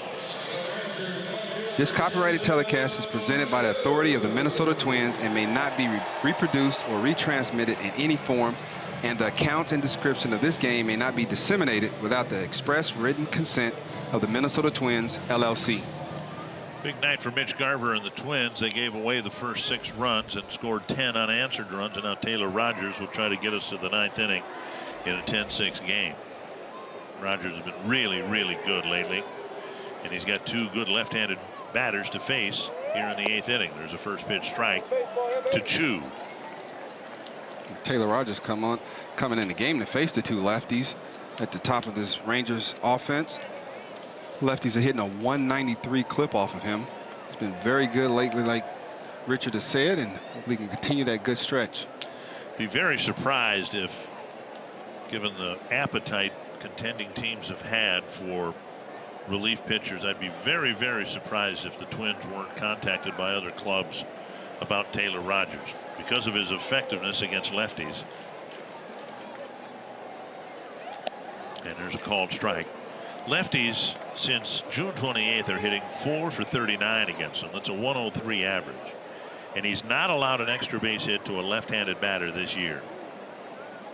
We had a conversation with him in the food room in the clubhouse about how has this year been different from last year, and he was talking about how he's had to make some adjustments because the league had made some adjustments to him, and I told him that's going to be out throughout the rest of his career. And we just had a good talk about, you know, pitching and you know, doing what he does well, and that's going out there, getting lefties out and pitching ahead in the count, whether it's a lefty or righty. 2-2 to Chu. Breaking ball, got him. What a great pitch. And first May, and now Rogers racking up bullpen strikeouts. 2 down. And that's a tough pitch for a lefty hitter to even pull the trigger, because it starts so far behind him that you can see Chu's front side just collapse, and that ball breaks over the plate for a strike. 2 down, and now Odor. His arm angle and where he steps and where he stands at on the rubber definitely gives left-hand hitters a different look and a tough look to even being able to have a good swing on. We just left Cleveland, and the Indians are crossing their fingers that Andrew Miller can get back and be as effective as he was the last couple of years for them. But this guy has got Andrew Miller kind of stuff. I mean, it's 93, 94 miles per hour with a fastball with a wipeout breaking ball.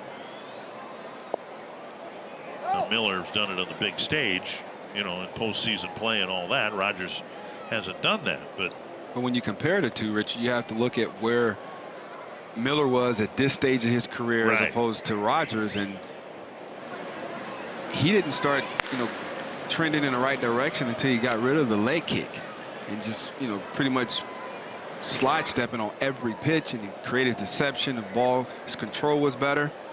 So you compare the two, they're right. He's right. Rogers right on pace. You're saying Miller dropped the leg kick and went with the slide Miller dropped step, the leg kick, but at this time, his second, third year in the league, I mean, it wasn't going so well for him.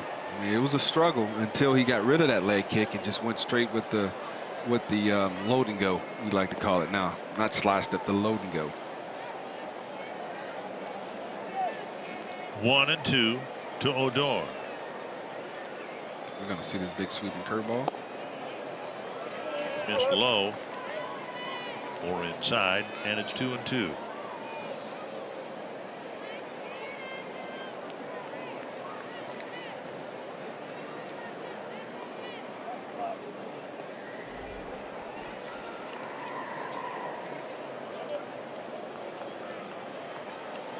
Back to the curve. Back up the curveball. And got him. Another brilliant outing for Taylor Rogers. Strikes out Shin-Soo Choo and Rougned Odor. And we go to the ninth with the Twins up by 4. Finish tonight. Mitch Garver with a couple of ringing doubles to the gap in left center. Garver's getting some good pitches, been able to put a good swing on it. You know, 2 doubles tonight, 4 RBIs.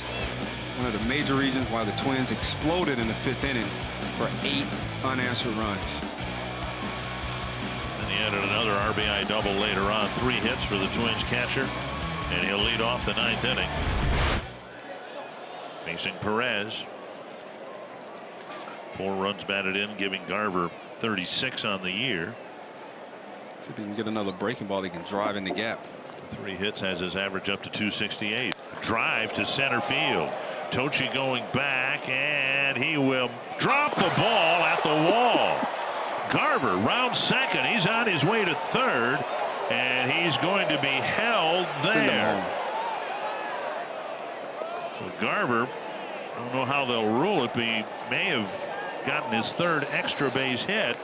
Tochi glided after it, and the ball bounced right out of his glove.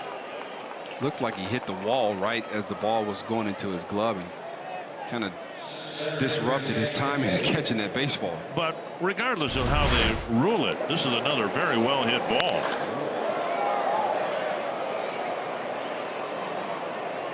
Well, they give him a triple. I would give him an error. That ball should have been caught. There was no reason for him not to catch that ball, was there? Garver will take the triple. Infield in now. How do you give him a base hit right there? And I'm like, I know I'm a Twins guy, but they have changed it now.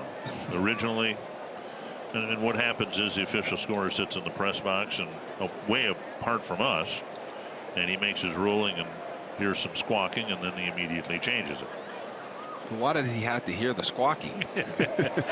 I can't help you there. Because clearly that ball is a catchable ball without having to dive for it or, you know, have to deal with the elements. It was just, just didn't focus on securing the ball in the glove.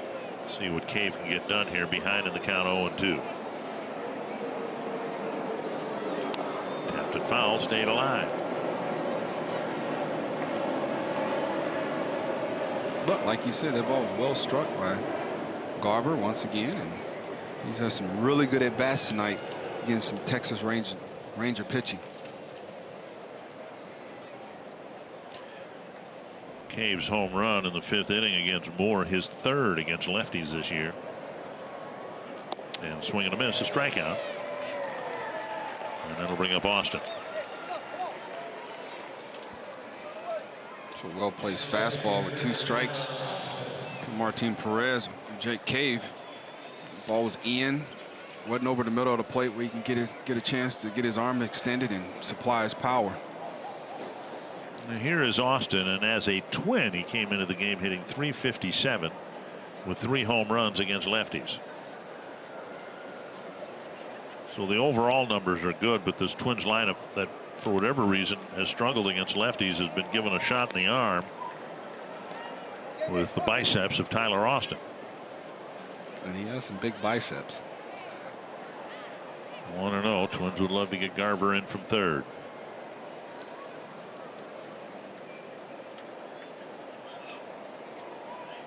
Bless you. Sliced foul. I'd like to see him land the one. It was another one.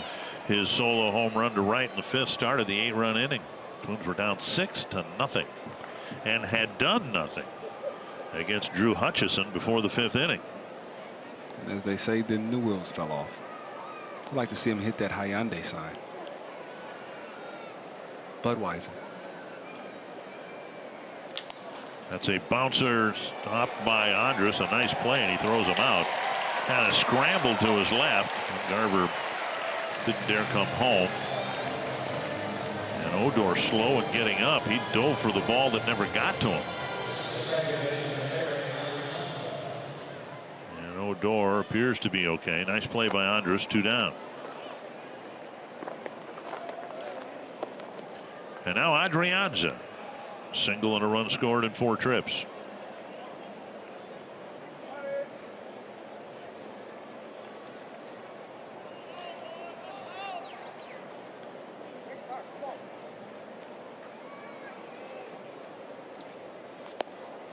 Fastball zipped inside off the plate, ball 1. Oliver Drake and Trevor Hildenberger getting loose.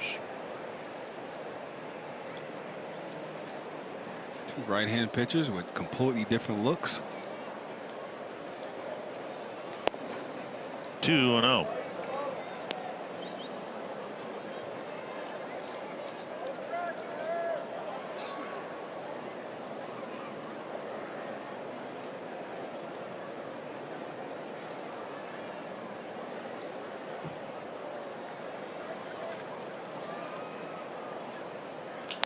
Grounder to 3rd, backhanded by Profar, and the inning ends. The Twins will take a 4-run lead to the bottom of the 9th.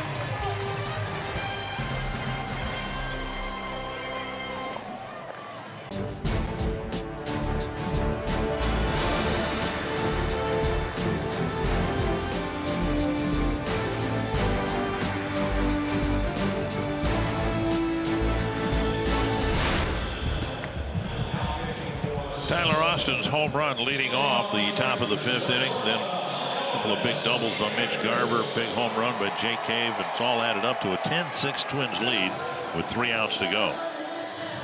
And Trevor Hildenberger will be tasked the job of getting those 3 outs.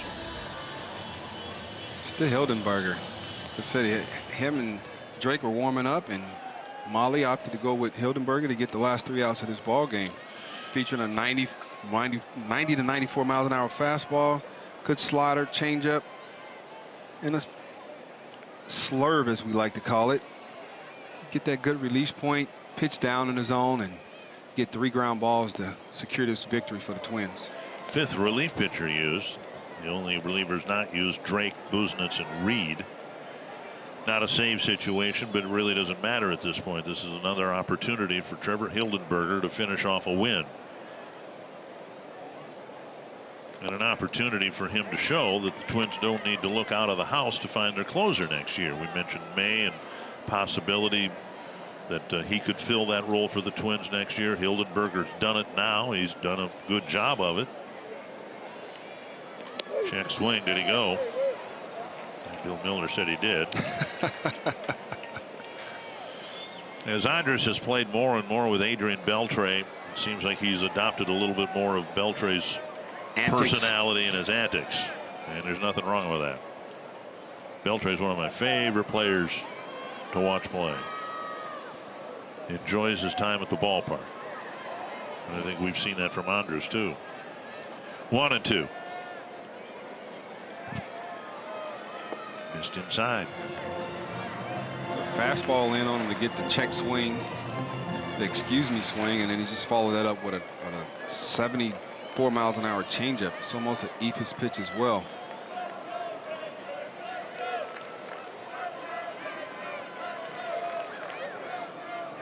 Double up on the changeups, get it up from ball to. Just inside 3-2. Andres, Mazara, and Beltre. When you throw that changeup, you don't want it to be ball to strike. You want it to look like a strike, so you want it to be strike the ball, so it appears, so you can get a swing at it. That's an opening walk here in the 9th inning. We'll bring Mazara to the plate. And Andres has reached all 5 times here tonight. 2 singles, he's reached on 2 errors, and now a walk in the 9th inning. So Mazara's had a chance to do some damage at the plate, and he did in the 4th when he crushed a 3-run home run to make the score 6-0 Texas. Since then, obviously, it's been all Twins.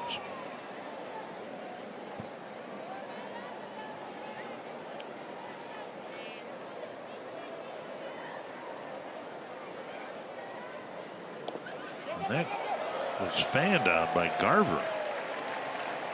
Maybe a pass ball, allowing Andres to go to second. Came all the way through Garver, and looked like the first contact it made was with the home plate umpire. That was kind of bizarre. 2-seam that just off the thumb of the glove.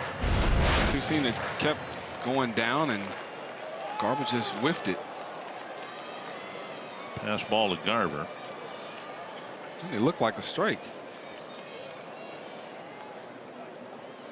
And now that one is in the strike zone. I wonder how many of those, and I'm not talking specifically about Garver, but there's so much emphasis on framing pitches and trying to steal some pitchers, some strikes for your pitcher. I still don't understand how do you steal a strike that's a strike. I don't get it. Fouled away. Because essentially what you're doing is you're successfully deceiving the umpire. The umpire still has to do his job to call the strikes that are strikes. But so many of the pass balls, it seems, and it might have been the case here with Mitch, where he's trying to catch the ball and frame with the appearance that the glove was in the strike, or the pitch was in the strike zone, when in fact it was not. But I think throughout our minor league system, we're starting to teach the funnel to the chest as opposed to the Polanco fields and throws. Funnel to the chest as opposed to snatching the ball from ball to strike, and that looks so obvious. But we're funneling the ball to the chest like this. Everything comes towards the chest, so it's here, not that. Snatching it back towards the middle, snatching the ball, the glove back towards the middle of the plate. Everything is funneled into the chest. Beltre's 0 for 3 with a walk.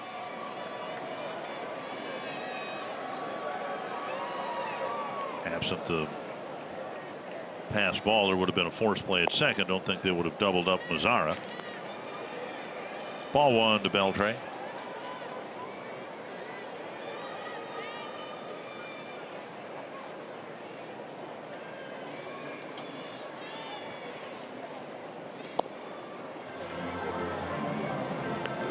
That was off of Garver's target, but Hildenberger and the Twins got the call. Garver set up in, and he had to reach across his body because the pitch was right over the middle of the plate.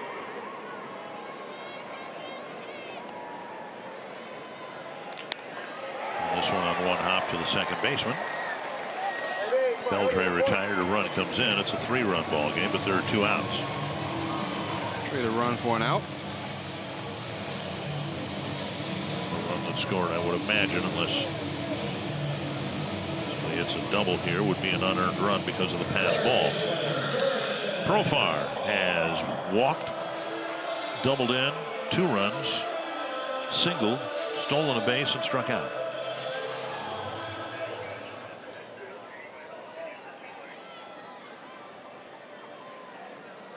Two down.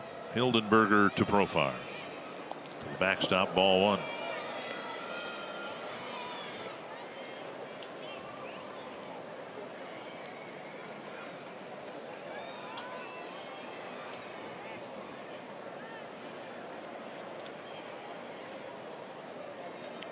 Pitches for Hildenberger, only 7 strikes. The leadoff walk has come around to score.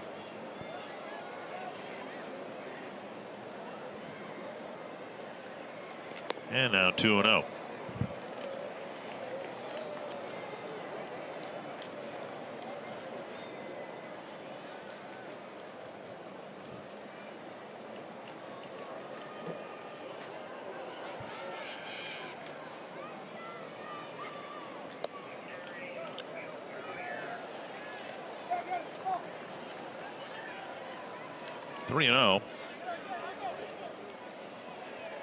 If Profar reaches, Gallo would have a chance.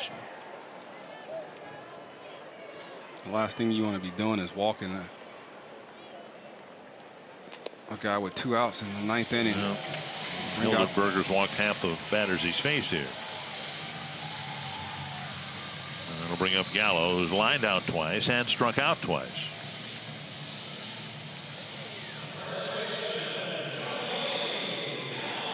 Joe Mauer being waved back by manager Paul Molitor to play behind the runner.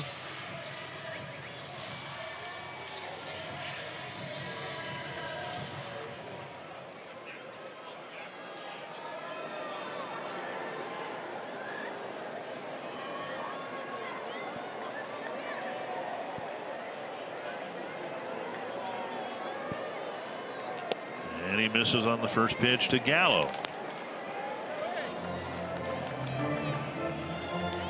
Don't want to fire up the bullpen, but the fact of the matter is, if Gallo reaches, Chirinos comes to the plate as a tying run, and now Garvin Olson's going to come out, try and settle down Hildenberger. He does not give the appearance of being someone that's ready to get fired up to finish the ball game. Oliver Drake. Well, I think in the last inning, he and Hildenberger were warming up, right, and he got hot, so I'm sure it wouldn't take much for him to get going again.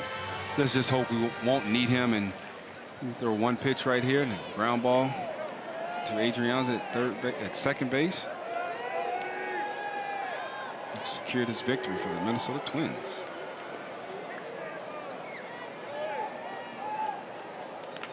Back to the mound. That's a heck of a trip to the mound.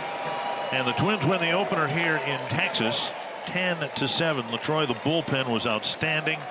They pitched 5 1/3 innings of 1-hit relief. Outstanding. Outstanding. Gonzalez wasn't able to stick around long in that game. Gave up 6. Offense came blaring back with an 8-run 5th inning. Bullpen came in and did what they needed to do, and